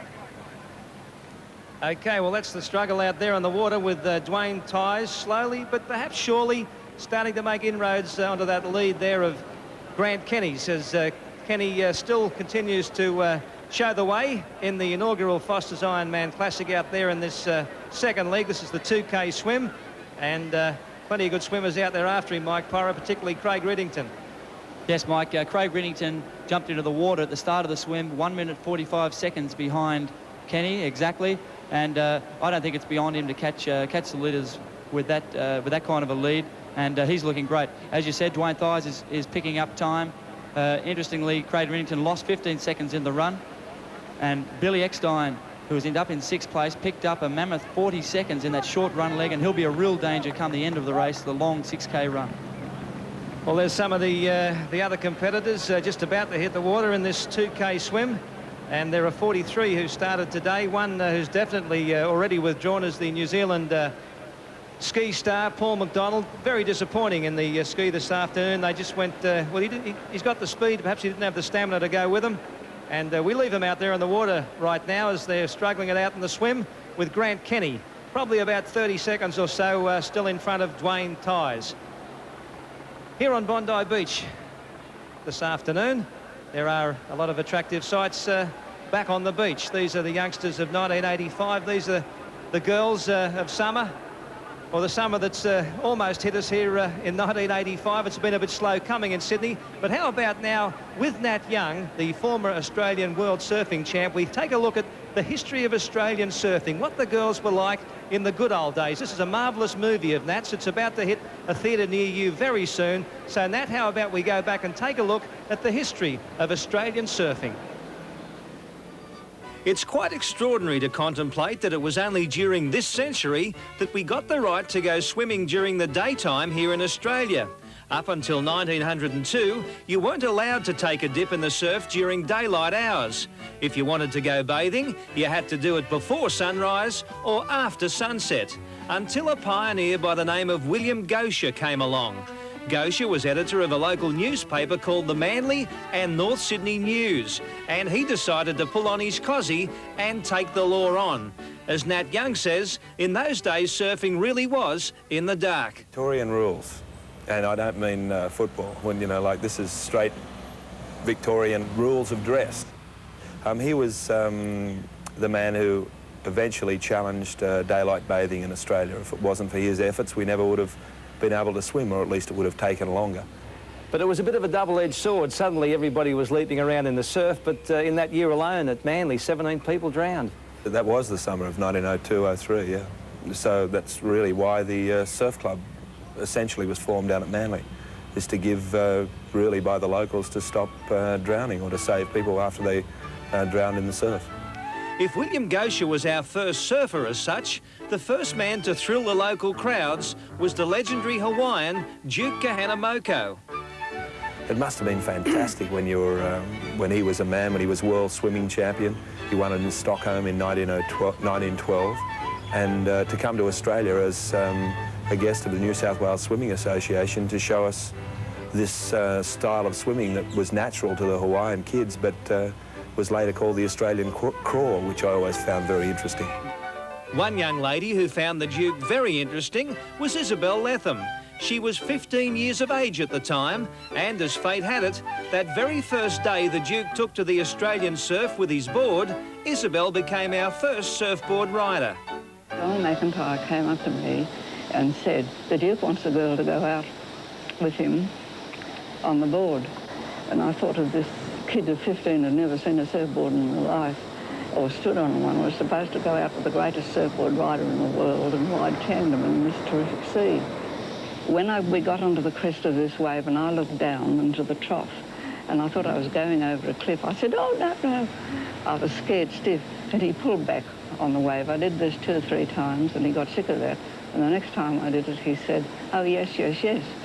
And we got on this big wave and went right in. After that, I was right. Another veteran of that era is former Australian surf champ Snowy McAllister. Snow still rides his surf ski, and he reckons judges at surf competitions 60 years ago were just as tough to impress as they are today. You had to get your share of waves, just the same as you would today, and the judging was taken by the officials on the beach. So finally, I was thinking I was a little behind in the judging because I'd missed a few good waves and the other fellows had got them, and I thought, well, I've got to do something different this time. And this big wave came along and I got up on the head. The wave receded and left me standing on the head. Well, I could hear by the claps, and they had a big crowd in those days. They had tier seating and that sort of thing, and I could hear the cheering and the clapping of this marvellous ride that I did. But I stayed there, and the water receded some minutes when the judge came over to me and he pushed me down by the backside and he said, God, yeah, mate, you've won. If Snow stood on his head on his board, these were the sort of fashions standing the boys on their heads on the sand.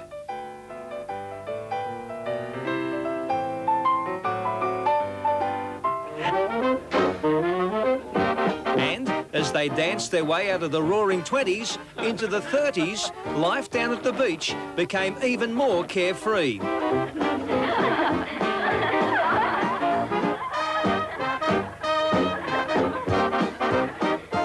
But then along came World War II, and instead of surfing on the beaches of Australia, young Australians were sent to storm the beaches overseas. Not that our surf lifesavers ever forgot their first love, even when they were away at the war. And when the war was over, back home the lucky ones came to begin writing the next chapter in the history of Australian surfing. A chapter we'll bring you right here later this afternoon from Bondi Beach on Wide World of Sports. The old days of Australian surfing, this is 1985 style, out in the water. Grant Kenny is the man out in front in the second leg of the Foster's inaugural Ironman Classic. This is the 2-kilometre swim.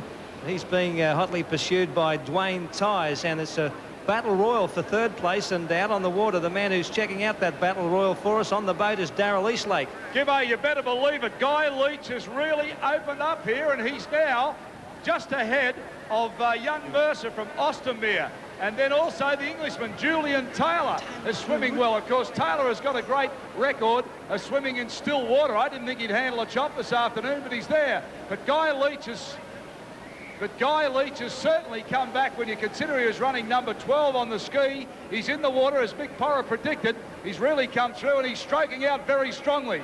But Taylor and Mercer are right on his heels. They're staying with him all the way. Taylor is a big surprise. I talked to him out here at Bondi on Friday. He was confident if the water stayed flat, he could swim the course very well. But there's a lot of chop on the water now, and the big Englishman is handling that very well. But look at Leech. Leech has got the head down as he really starts to stroke it out now. Mercer from Ostermere right beside him. So the battle for third, sensational, Michael. Thank you, Darryl, and we'll leave you out there with that battle. Here at Bondi, we'll be back with more in just a moment.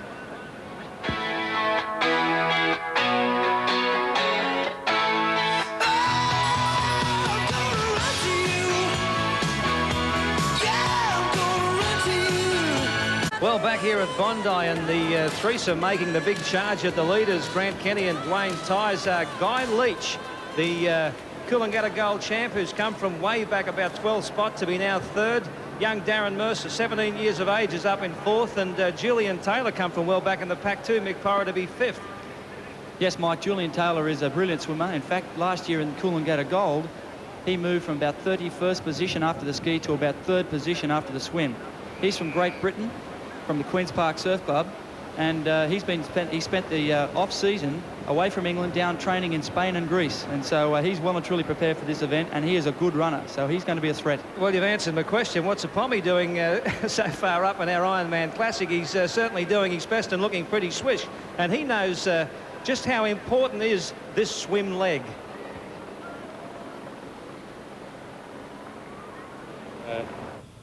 I've got it right from there, and you can get from pool swimming, you can get your ski and your Malibu going perfectly after that, because swim is perhaps the most important leg. Julian Taylor, the Englishman, who's currently lying 5th out there in the 2K swim, the second leg of the inaugural Foster's Ironman Classic. The man still out in front, no doubt feeling the pain tremendously at this stage, is Grant Kenny.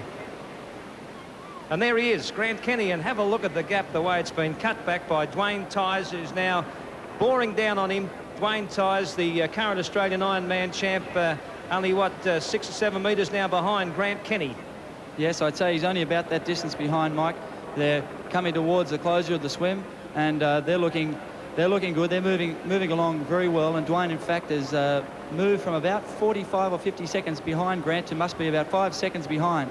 Back in 4th place, interestingly enough, is young Darren Mercer, the 17-year-old from Austinmere on the south coast of New South Wales. He's the Australian Junior Ironman Champion, but wasn't really considered a threat in this event until 2 weeks ago when he went up to a carnival in Queensland and knocked over Grant Kenny and Dwayne Tyers in a short course Ironman race. So he's a top competitor, and what a great effort it is from a junior to be in the place he's at right now.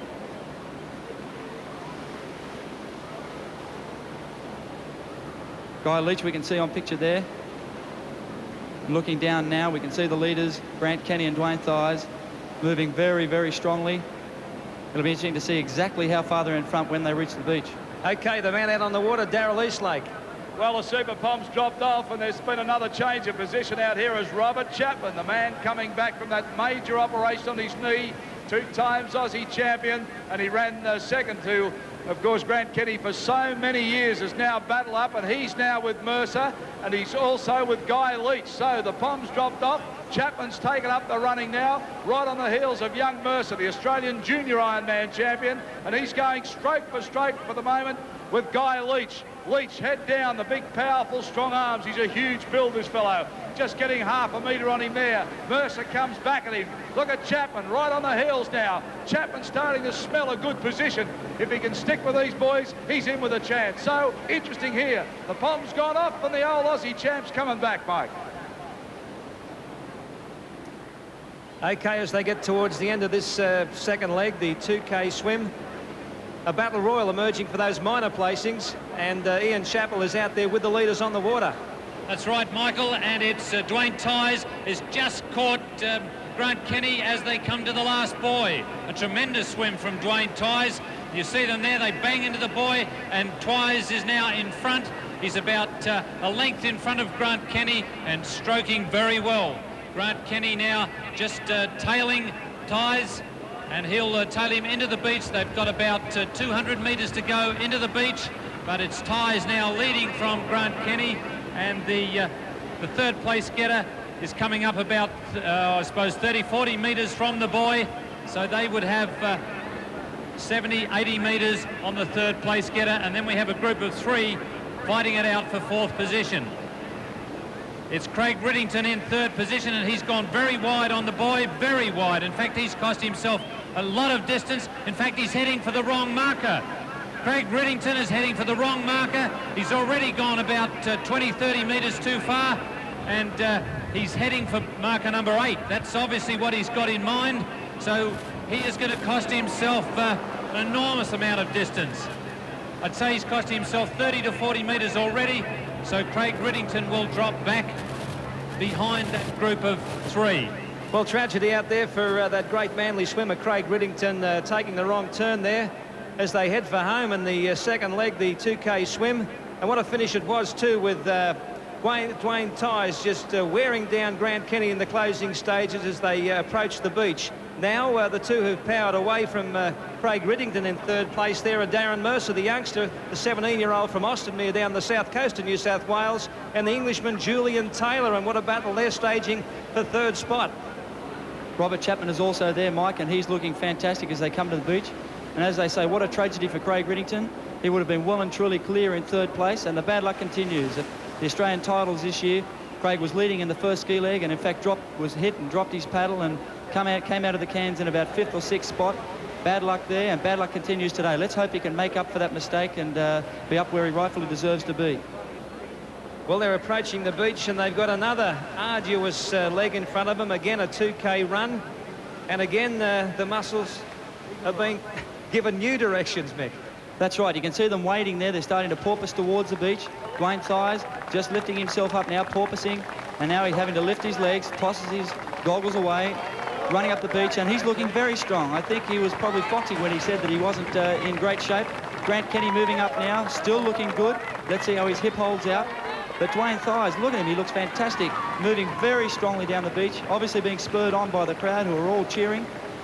And he's stretched his lead out to about 20 or 30 metres, we can see at this stage. Well, he looks to me as though he's running even faster than he did on that second leg when he came down in that run. And this is now the fourth leg, the 2K run down the beach, and Dwayne Thies is really spreading them out.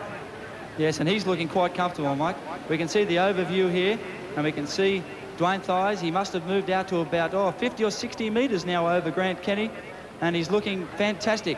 We can see the others coming out of the water now. We've got a battle royal there for third place, Mick. We certainly have. We've got Guy Leech is coming out of the water now. Guy Leech is caught up, and he's just in front of Darren Mercer. They're coming out of the water. Well, that's a fantastic swim from Guy Leech. As we said, he moved up strongly in the swim, and he's come from about 12th place in the ski. You can see Craig Riddington coming along just behind them. And we've got third and fourth in the screen there now. The young junior Darren Mercer, what a job he's doing, Mike. 17 years of age, as you said, they thought he mightn't be experienced enough to take on the big boys here this afternoon. He's certainly giving a great show, and he's coming up the beach now. There he is, young number 7, Darren Mercer. And you can see Guy Leech trailing him, and right behind Guy Leech is Robert Chapman. And down there on the beach with the leader, Max Walker. Yes, Dane Twice, he really is moving beautifully at the moment. His eyes are focused. He's concentrating like mad. You can see he looks in very good nick. Maybe we'll ask him just how he feels at the moment. Dwayne, how are you? Just keep hanging in.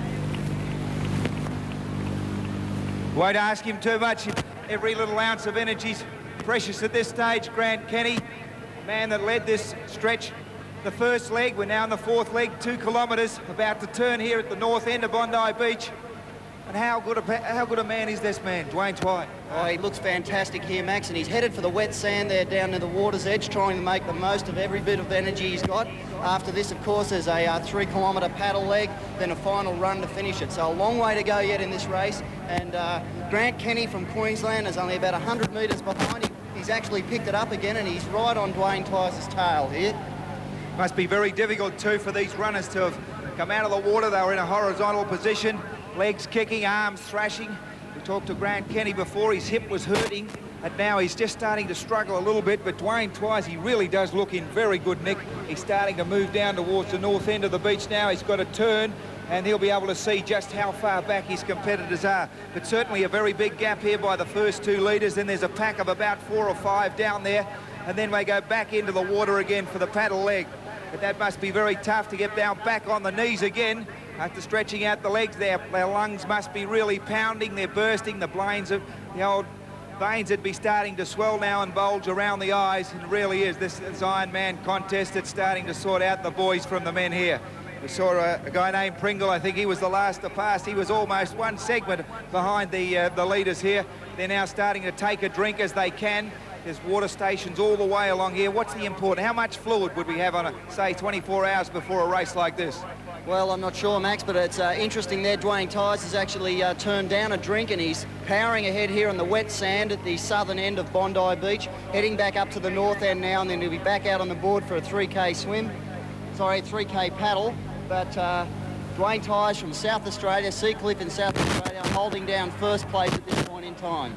It's Chapman just going at the tail end of the 3, 4, 5 numbers there. But he really is starting to pound now. See the cheeks starting to puff out like a glass blower. Really get as much oxygen as he possibly can in the lungs. But what a superb athlete. You see the legs pounding, the rhythm, the balance, the hard sand, the tide starting to come here at Bondi, Mike. And there he is, the man out in front, Dwayne Twice, who is now approaching what'll be the 5th leg of this Foster's inaugural Ironman Classic. That'll be the board, and no one knows more about that event than the current world champ, our Malibu board champ, Mick Porra, with us.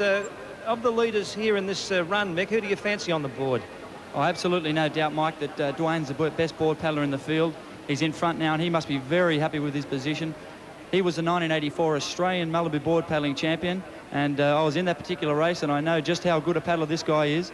He won his Ironman race this year on the strength of his board paddle leg, and I expect him to clear out here. And he must be doing he must be very, very happy with his position at the moment.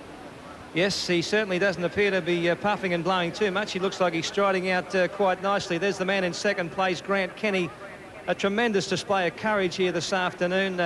As he said earlier, he is suffering from a hip injury. It's been giving him problems, and he's not moving anywhere near as smoothly and as fluently as the man out in front of us, of him, I should say, Dwayne Tyers. No, Mike, he's looking in great pain. The look on his face, he's grimacing his teeth, and I'd say he's really hurting. And just to struggle on as he is now, it shows the character of this man. He is a fantastic competitor, and here's what Ironman's all about. And I think we should all be proud of the effort that he's putting out there today. Although he has got a good board leg, and maybe he'll be able to pick up a little when he reaches the fifth leg, which is the board paddle leg. Well, that's the scene down there on the sand as they slug it out in this fourth leg. That's the 2K run, getting ready for the fifth leg, which will be out on the board there, 3 kilometres. And there's the man they have to beat now from South Australia. They've produced some pretty good sportsmen, Ian Chappell, of course, being one of them. This man is the Ironman champ. His name is Dwayne Tyers, and he is out in front, and Max Walker's down there with him. Yes, Dwayne Tyers starting to come now. He must pick up the paddle board and then get back into the water again. But he's the man out in front, but you can really feel for all the competitors that still are not out of the water, and those just starting to move down the 2 kilometres here. He's starting to stretch out the stride now, lengthen it. He's using the tyre tracks to advantage. His breathing starting to pulse up a bit now. The heart's beating. He's nearly there. He'll be back in the water again. And then he comes back. He's got another 6 kilometres to do along the promenade to finish before he can pick up the 10,000. So he's starting to move now. He's really starting to push the Suzuki Sierra here. The other guys go, they go to pick up the water, but some of the other fellas will be just trying to beat their own body, to push their own performance and make it really happen here. But it's a very strung out line of athletes. Even the guys 30th, 40th position now, 100 entrants in this race, and just 50 of them started here today. Dwayne Tyers now, he's gone for the board. He's starting to move the arms now. He'll give the legs a rest, but the ache at the back, it really is an incredible performance. The strength, the character, the determination is really being tested here on Bondi Beach, Mike.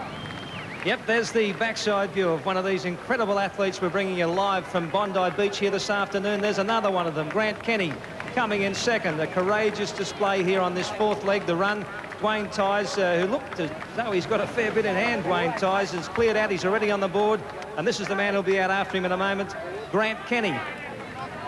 Yes, I think Dwayne Tyers looked very, very comfortable when he jumped onto the board, and I think he'll extend his lead. He could be minutes in front by the time he finishes the board leg. OK, the man out after him, Grant Kenny, will be back with more action in just a moment.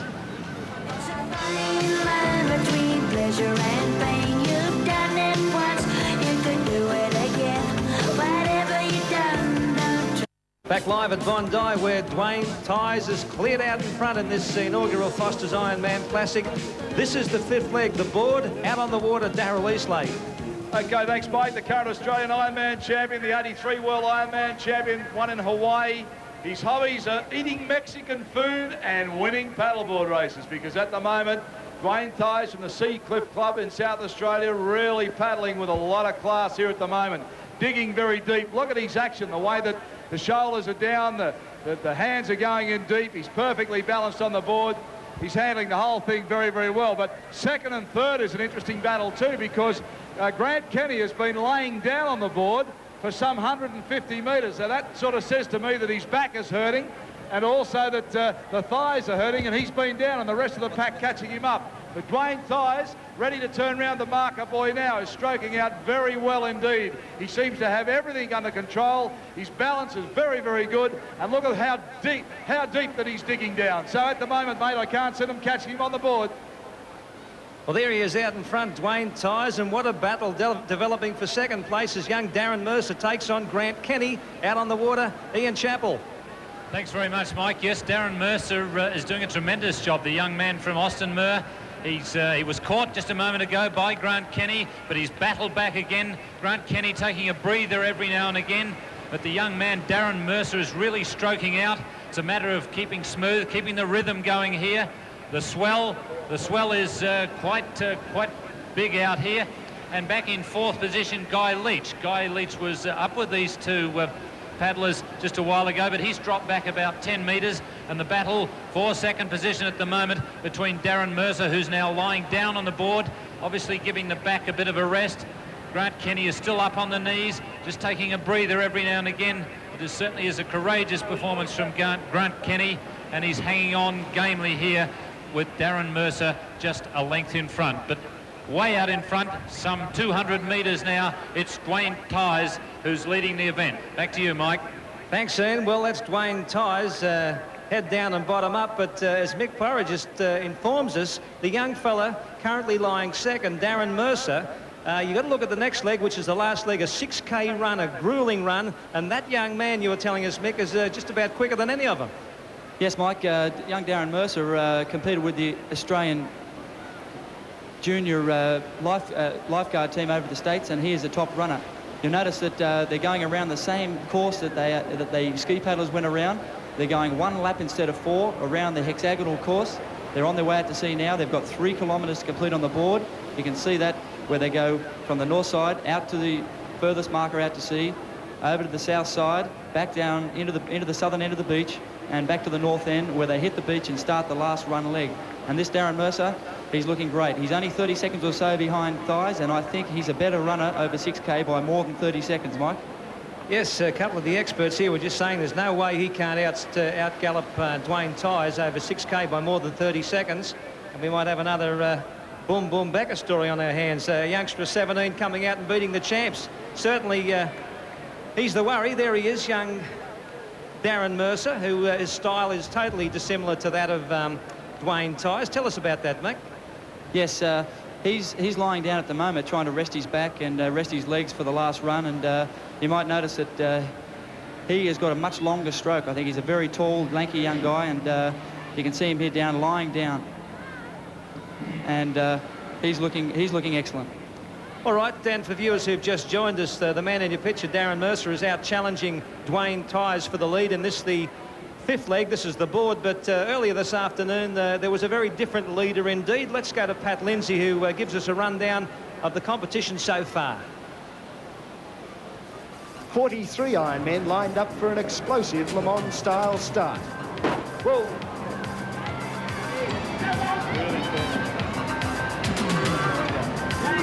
They barely cleared the breaker line before New Zealand's dual Olympic kayak gold medalist Paul McDonald grabbed the early lead. 2 minutes, Leachy. Around there, 2 minutes, Leachy, 2 minutes. He was pressed by former Australian Ironman champion Grant Kenny.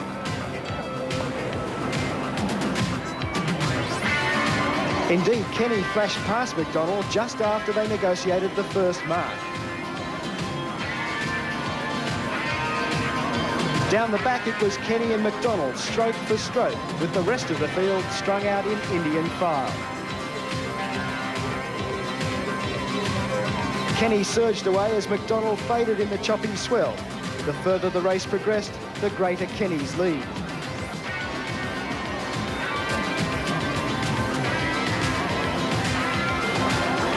As they hit the beach to complete the first leg, it was Grant Kenny, 48 seconds ahead of Dwayne Tyers.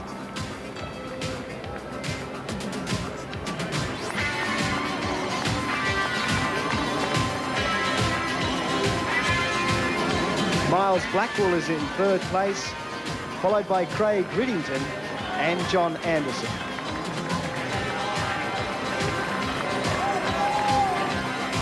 Grant Kenny held the lead through the second leg, the 2-kilometre beach run, despite being clearly hampered by his injured hip. He began the swim leg about 46 seconds ahead of Dwayne Tyers.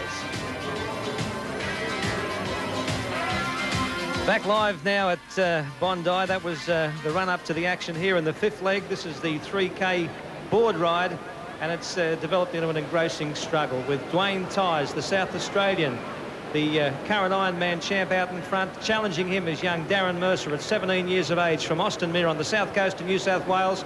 Grant Kenny, the earlier leader, after a courageous display, is dropping back. We'll drop back, and we'll be back with you live in just a moment.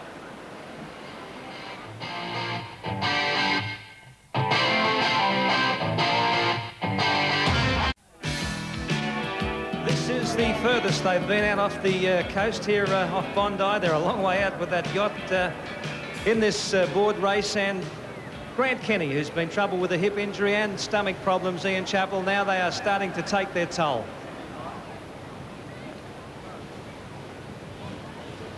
Well, Grant Kenny is now in 5th position out here. He's been passed by Robert Chapman. Chapman, in fact, is stroking very powerfully, and he's moved well ahead of Grant Kenny. Grant Kenny obviously hurting. He's taking a breather quite regularly. It's perhaps rather appropriate that he was just heading for the cemetery on the hill. He's now turned to come back into shore, but he must certainly feel like death, but he won't give up, this man. He's a courageous man. He's been battling hard. You can see him there. He's taking a breather quite regularly, but he's also paddling very shrewdly, looking for waves. He gets a run on the wave every now and again. As I said, he's dead, but he won't lie down, Grant Kenny. He's a strong man. He's in 5th position now. Robert Chapman, who passed him just a while ago, has opened up a lead of something like 50 metres. But Grant Kenny there in 5th position will not give up. Back to you, Mike Gibson. Yeah, Grant Kenny starting to feel the pinch now, but as you say, refusing to give in this inaugural Foster's Ironman Classic after setting the pace with an absolutely sizzling display on the ski in the first leg today. Kept going in the run, and then they picked him up in the closing stages of this event, although we still have that 6K run to come with Dwayne Tyers, the man to catch, still out in front here, the South Australian. He's being chased by young Darren Mercer, who is shaping up more and more as a winning prospect, because even though at that age he was expected to be too inexperienced for these fellas, he is the current Junior Ironman Champ, and he can go like the clappers over 6K on the sand. That's right, Mike. He's also the New South Wales Junior Malibu board paddling champion, so he's very good in this leg as well. I'm not sure of the distance he's behind Dwayne Thies, but he'll be hanging in there very well, and if he's less than a minute or so behind Thies at the end of the board leg, I don't know, but I think that he could possibly pass Dwayne in the run. Also, Robert Chapman is looking very good, and he's also a very strong rudder. Well, there's been another problem out there. We saw Craig Riddington take a wrong turn. That's Daryl McFarlane. He's got lost too, Mick. Yes, Darren's from Manly Surf Club. Just moved up from Point Leo, and he's a good competitor. He's a very good swimmer, and you can see him out amongst the chop out there, and it's very, very bumpy, and he's moving along trying to negotiate that chop and doing quite a good job. All right, we'll be back with you live here at Bondi in just a moment.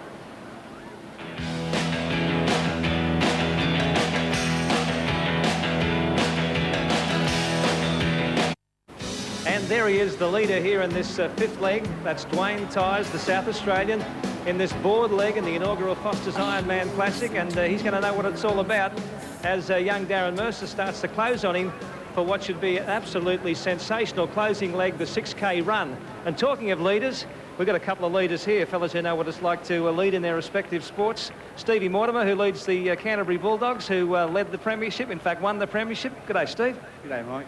Nice to see you again, and Mark Dragon, who knows what it's like to lead a triathlon. Mark, how would you compare the extraordinary fitness that is required for your events with what we're seeing here this afternoon?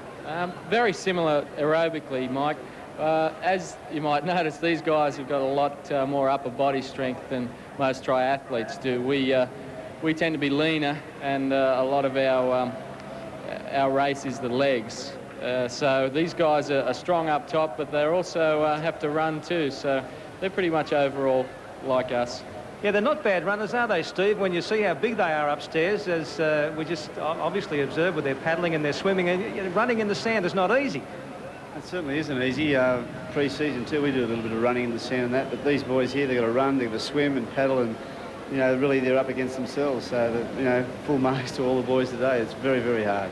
I suppose a fella who is so involved in fitness, you with your sporting goods companies and your love of rugby league, does it intrigue you the different fitnesses required for different events? Because these fellas, I guess some of them wouldn't be worth 2 bob as footballers, others could be great footballers. You put a footballer out there on the water, he mightn't be worth 2 bob either.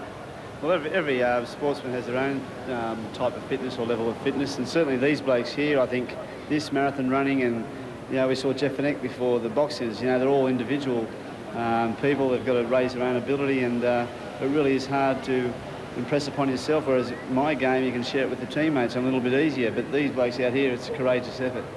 Yeah, well, each year we see sportsmen get fitter and fitter, and what seems fit last year, suddenly in a year or two, the fella's not up to the standard, and you wonder where it's going to end, don't you, Mark? Yeah, really. They keep bringing out these endurance events, and for us guys who do it full time, it's getting a little difficult training all the time as we do. But I think it's really come to the fore as far as spectator sport and as far as media is concerned, and it is a great spectacle, as you must agree. Seeing all the people down here today is great, and all the Manly guys doing well is good. So I think endurance sports are really here to stay, and I think it's good. Okay, you're going to play again next year, Steve? Yes, I'm going to have one more year, Mike, see how I feel at the end of the year. Good on you. Okay, Stevie Mortimer and Mark Dragon, thanks for being with us. And here on Wide World of Sports, coming to you live from Bondi, we'll be back with more in just a moment.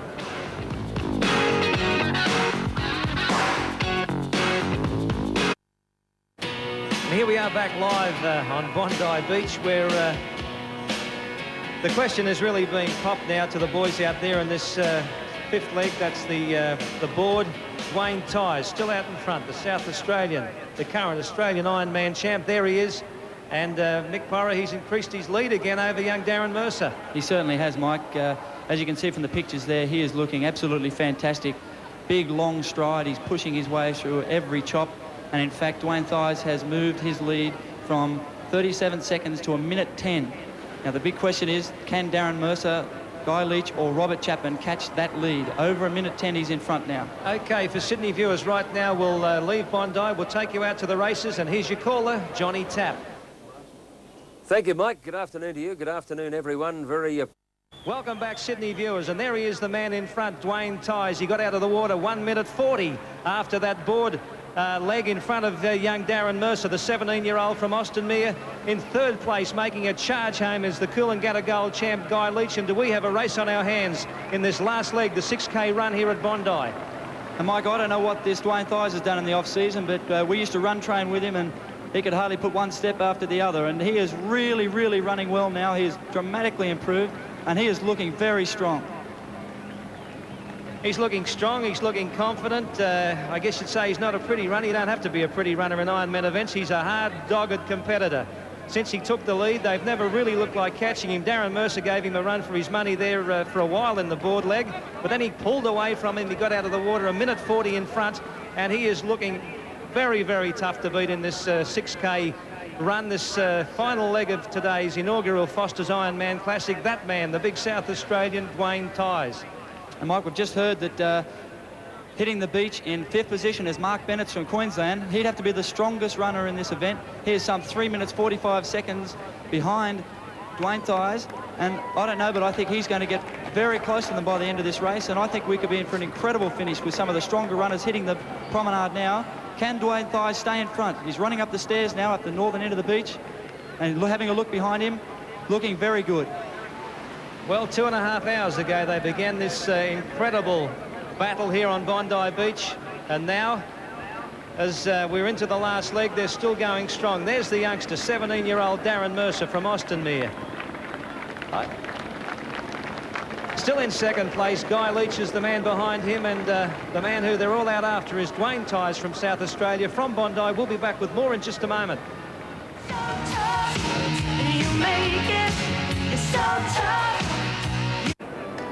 Well, I think we've lost our money. We had a few bets amongst us on Wide World of Sports. And Ian Chappell had come in off that boat feeling a little queasy. He looks, well, he looks almost as good as this fella out in front, Dwayne Tighe, I suppose, because he's a South Australian, mate. Yes, maybe I'm feeling a bit sympathetic for him, but it certainly has been a tremendous performance. He really did a great job out there on the board, and Dwayne Tighe's looking pretty strong now in the run, but he's got a bit of competition coming at him. And remember that it is 6Ks along the pavement here, so it's far from over yet. And young Mercer from Austinmere, what a good job he did. Young Darren Mercer out there on the paddleboard, he was very strong. And a 17-year-old, how'd you like to be as strong as that at 17, Gibber? Well, I think back to when I was 7. Well, we're just mentioning Boris Becker. It's been a big year for 17-year-olds. Maybe Darren could make it a double, but he's certainly got a very dogged, tough-looking man to beat here in Dwayne Tighe, with those eyes set dead in front of him. As I said, they're the eyes of a man who says, catch me if you can. And he's He's still looking very, very fit around the 6K run. I mean, there he is. He turns around to go down the promenade again. And I don't know that he's shortened stride too much at all. The amazing thing is that as we look at Grant Kenny now, and he really has put up a courageous performance. You could see him out there on the board, Mike. He was really hurting. And as I said, he was heading towards that cemetery up on the hill there at one stage, but he just wouldn't lie down and die. And he's kept at it, and you can see him battling the pain. He was battling the pain out on the board. Every now and again he'd come up for a breather, but there was no way he was ever going to give up. No, it's been a fantastic performance here from Brett Kenny, and there he is, young Darren Mercer. He has ran to Dwayne Tyers and gone past him here. No, it's not. That's in fact Dwayne Tyers being lapped by a person who is in fact about 20 or 30 places behind. Right, lucky you worried me there. I just suddenly saw that picture and I thought, don't tell me that young fella's bolted like that. But that's the leader there, Dwayne Tyers, still looking full of running too. Yes, he's looking very strong, Mike. We'll get the split times very soon and see just how far Mercer is behind. There's some big movers behind them. As we see the course here in front of us, the 6-kilometre run leg. They run up the promenade and back. They do that twice, which is 4 laps. They run up again, and they finish the last lap down Bondi Beach on the sand. 6 grueling kilometres along the promenade here, and the man to catch is this man, Dwayne Tyers. Mike, we've just got the split times in front of us. Mercer has closed the gap from 1 minute 40 to 36 seconds in 2 kilometres. So the way it's going, he will probably catch Tyers within another lap. And Leech is 50 seconds behind. He's improved from 2 minutes 10. So Leech is the big mover as well. We're in for an incredible finish. Dwayne Tyers still putting him up and down in bold style here on the promenade at Bondi in this last leg of the Foster's inaugural Ironman Classic. And down there on the promenade with the runners is Max Walker. Yes, he really is starting to blow it out now. He looks a man as though he's very happy with himself. He's got the eye of the tiger look. The breathing's toned down a little. It wasn't the puffing like we had before the first 2-kilometre legs. He's now paving it out. The pavement here is very hard. They're using sand shoes for this leg. And really anyone that's ever run on hard concrete roads, the back of the Achilles, the calves, the thighs, the rib cage, the neck, it must be all aching like mad now. And of course number 10 there just behind him at the moment, a long way, still another lap behind is Rick Pallister. He's starting to just stretch it out, take his time. He'll be pushing against his own body. The man Dwayne Tyers here, I think the lead is around about not quite 100 metres now. They're picking up now. I think the Mercer is really starting to close down now, that number 7, and we see Dwayne Tyers starting to push it up now.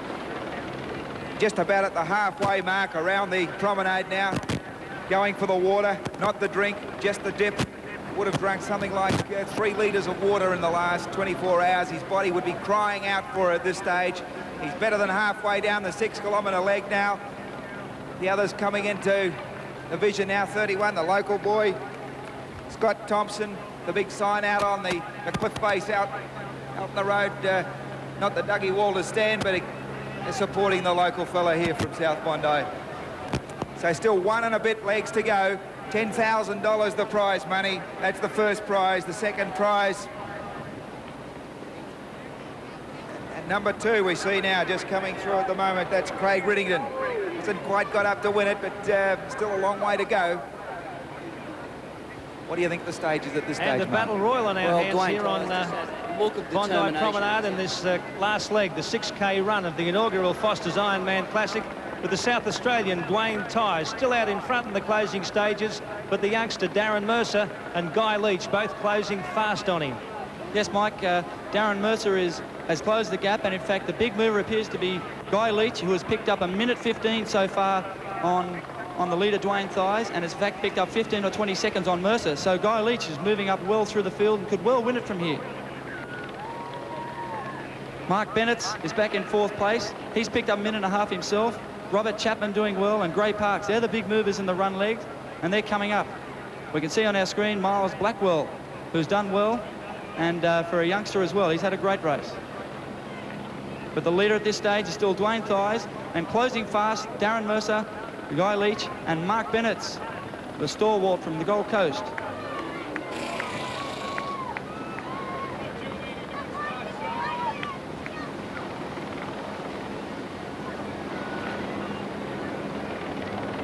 And that's the scene on Bondi Beach as they pound it out along the promenade. The stragglers in the closing stages of this Foster's Ironman Classic. That man's not a straggler, though. That man's the man in front. He's the man to beat. Dwayne Tighe from South Australia. He has never changed. His look has not changed throughout the afternoon. If you've got a look of a winner, that man's got it. Those eyes fixed straight in front of him. They are determined. They say, I am going to win this race. You catch me. And he is just continuing to pound it out and still looks to me as though he's got something in hand, although I don't know that he would have a sprint left at the end of this, Mick. Mike, I don't know if he will have, Mike, but I can tell you he has increased his pace over the last 400 or 500 metres, and he appears at the moment to be holding off Mercer and Leech.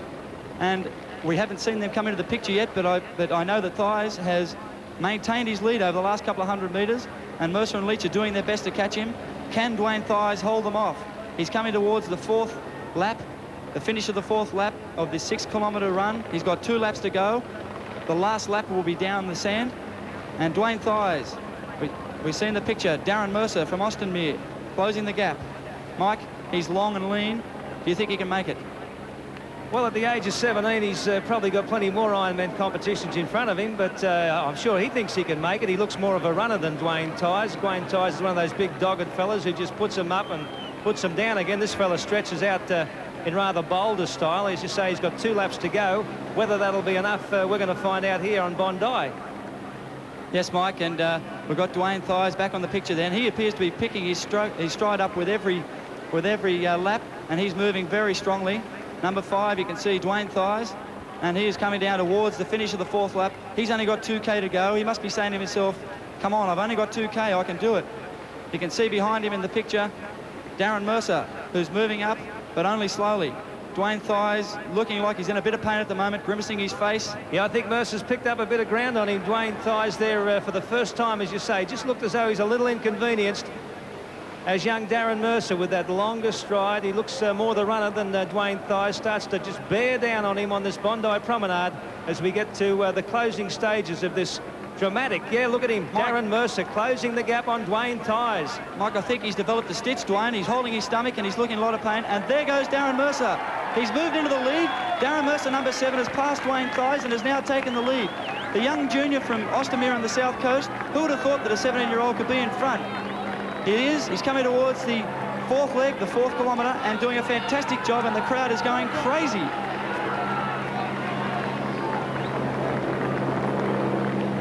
There he is, number 7, Darren Mercer, 17 years of age, from Austinmere on the south coast of New South Wales, and he looks like a runner too. He's got that lanky look about him. He's going to take some catching now because he's starting to stretch out. Mike, and we can just see in the background that Guy Leech has also just gone past Dwayne Tighe just before the turn at the 4-kilometre mark. Guy Leech is now in 2nd place. So Dwayne Tighe, a fantastic effort, but we've got Mercer in front. Leech has just passed Tighe, and can Leech chase the junior and pass him? Guy Leech some 20 or 30 seconds behind with 2 kilometres to go. 17 seconds separates. In fact, Mike, we've got 9 seconds separating Mercer and Guy Leech. He's 9 seconds behind. It's an incredibly close race. We couldn't have staged it better. It looks like to be a fantastic finish. And that's the young man who they have to catch, 17-year-old Darren Mercer.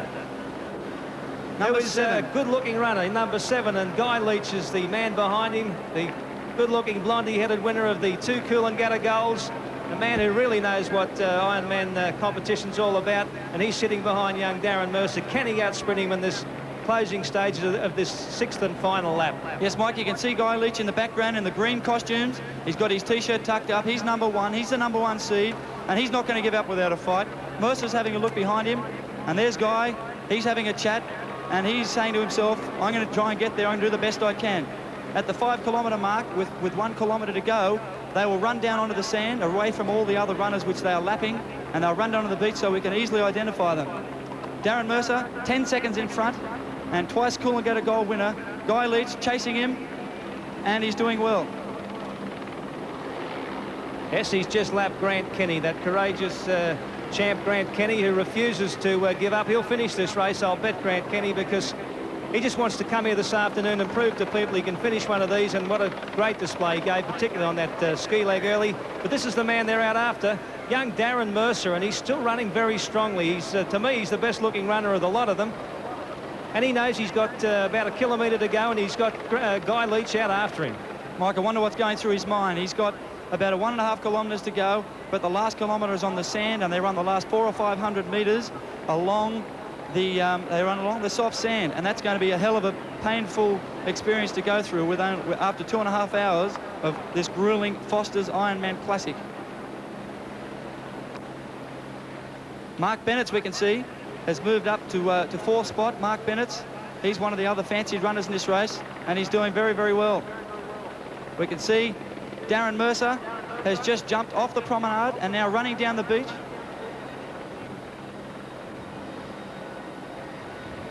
Oh, drama here at Bondi. Darren Mercer's taken a wrong turning.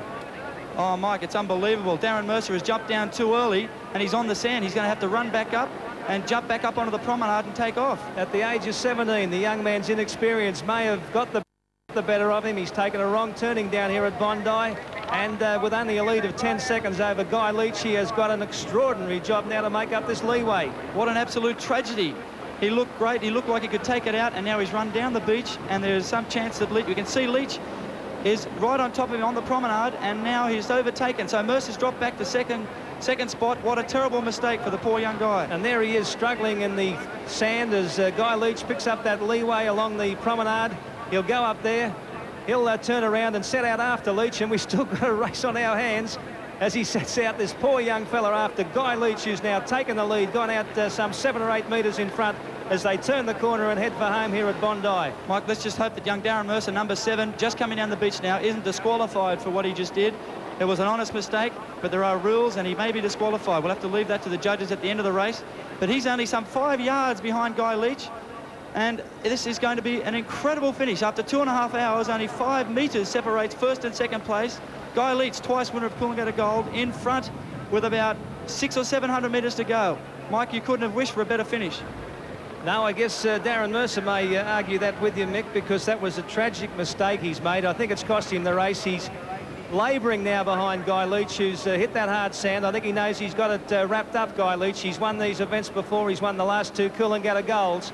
Tragedy here at Bondi this afternoon for this young man, Darren Mercer, who's currently trailing this young man, 22-year-old Guy Leech, who looks set to take out this inaugural Foster's Ironman Classic and win himself $10,000. Mike, and taking nothing away from Guy Leech, who's put in an incredible performance. Everyone was writing him off at the ski because he was in 12th or 13th spot. He plugged his way through the field with a brilliant swim leg. He's looking behind himself now, running really strongly. What a fantastic competitor, Guy Leech. He's winning the race. He's some 20 or 30 metres in front of Darren Mercer. Yes, Guy Leech knows he's got it wrapped up now. He's pulling away from Darren Mercer on the sand. And who knows what may have happened, but all we know is what has happened. And what has happened here at Bondi this afternoon is Guy Leech, the favourite for this event, is almost certain to take it out as they approach the finish line here in the inaugural Foster's Ironman Classic. Mike, he's probably only got about 200 or 300 metres to go. He's looking very, very strong. He's saying to himself, I've got this event, I've got that $10,000, and I'm going to prove to everyone that not only can I win the real long races, but I can win the short ones as well. And he is looking every bit a winner. What a fantastic competitor. But as you say, what a tragedy for young Darren Mercer, and what an incredible effort from that young man.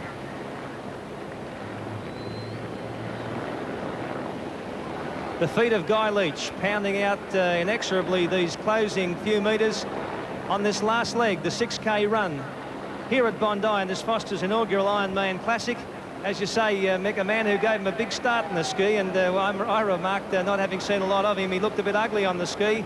He might have looked ugly on the ski. In fact, I suppose he's not the best-looking runner either, but it doesn't really matter when you're out in front, and he's a mile in front now. He's pulled right away from Darren Mercer, who may just have a broken heart anyway, because he made that tragic mistake. It's cost him the race without any shadow of doubt, and there's the winner, Guy Leech. Mike, he's throwing his hands in the air in victory. The crowd are going absolutely crazy down on Bondi Beach. There's a huge crowd here, willing him onto the finish. Imagine what he's feeling right now. He's feeling on top of the world. Guy Leech, a fantastic competitor, coming towards the line. He probably only have a couple of 100 metres to go, and doing incredibly well. Crowd going crazy. And here he comes up towards the finishing line.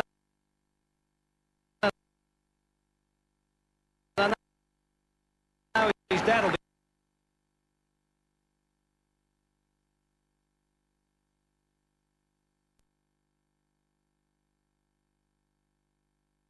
I'm sure just as happy because there he is, Guy Leech, $10,000 richer, the winner of this inaugural Foster's Ironman Classic. And Guy holds up his finger, pointing out #1, which he is. Fantastic effort, Guy Leech, winner of the Foster's Sydney Ironman Classic. Victory salutes to the crowd, and they're giving him the applause that he rightfully deserves. And there he is, cuddling his coach at the finish.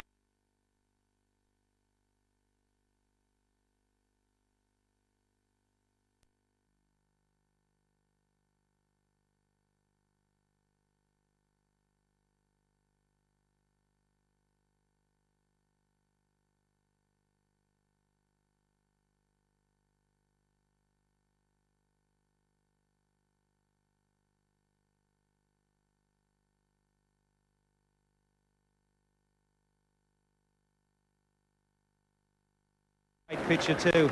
Guy Leech, only a young man himself, 22 years of age, with his arm around young Darren Mercer, who will no doubt go on and win Ironman Classics himself. And down there with the winner, Ian Chappell. Drink. Got a drink, Brett? Got a drink? Got a drink, Brett? Help them out. How you feeling, mate? Drink. Congratulations, Guy. Oh, yeah. Well, I haven't got much to say. Darren, what happened with you when you went the wrong way, mate?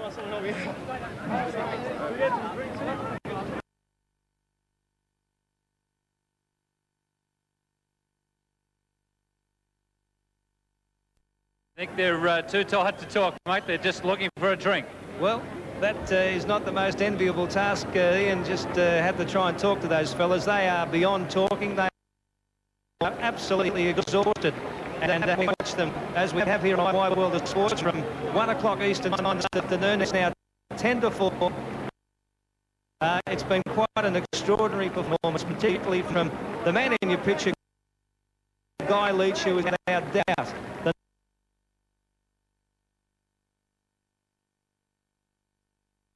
#1.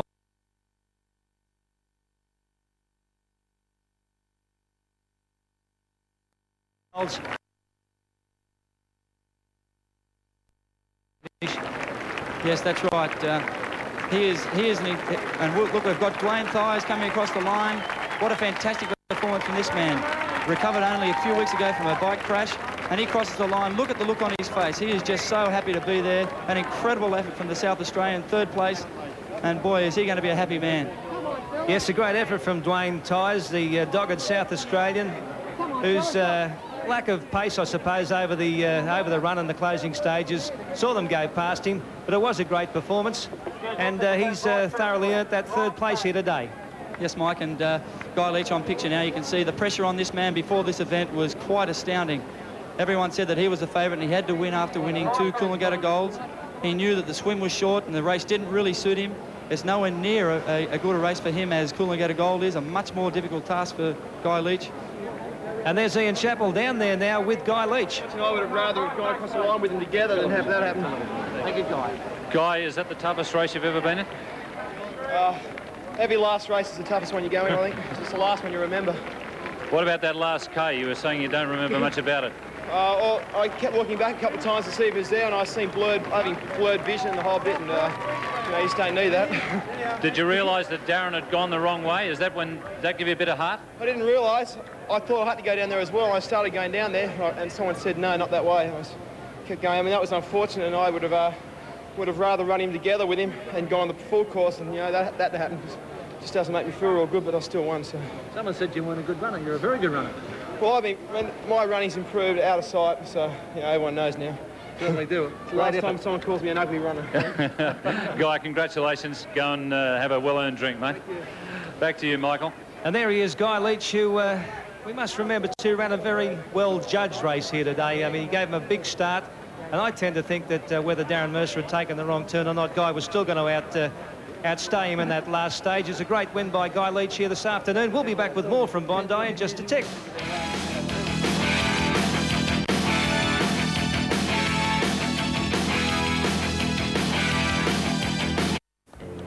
Back live here at Bondi Beach, and the winner of this inaugural Foster's Ironman Classic, Guy Leech from Darren Mercer and Dwayne Thies. And there they are, the 2 young fellas who fought it out at the finish. Talking about the heartbreak of Darren Mercer, who took a wrong turn there, Dwayne Thies has just said that he thought the race was over a couple of Ks earlier, and he stepped on the pace, and that's when, you may recall, he got a stitch. He got a stitch because he more or less overran himself. This young man got into trouble, Darren Mercer, at this stage, Michael Porra, because he took a wrong turn. That's right, Mike. He saw that pathway there, and I don't really know what that pathway is or what it represents, but Darren was running along the beach, saw the pathway with those flags and that on it, and thought that was the way to go, knew the last lap was on the beach, and took the wrong turn. And by the time they told him about it, he was looking up at Guy Leech, who was pounding past him up there on the promenade. Ian Chappell is down there on the beach with this young man, Darren Mercer, right now. Thanks, Mike. Darren, must have been very disappointing for you to have that mistake at the end. Oh, yeah. I was feeling a little bit tired just as I did jump off there. I didn't know what I was doing, really, so... What actually happened? Well, the Jeep was in front, and then they sort of waved me around, and I thought I had to go down, so I just jumped off. And then Leechy just ran across the top. Yeah. You think it was because you were just about at the end of your tether that made you make that mistake? Followed the Jeep, mate. Yeah. Anyhow, it must be a tremendous performance. It must give you a great heart. It's been the first one I've ever done like this. I think I should go better in a few more. All right, mate. Congratulations on a tremendous performance. Back to you, Mike Gibson. Thanks, Ian. And for Sydney viewers, we'll take you out to the races again now, where your caller is the one and only Johnny Tapp. Good on you, Mike. Thank you. And back at sultry and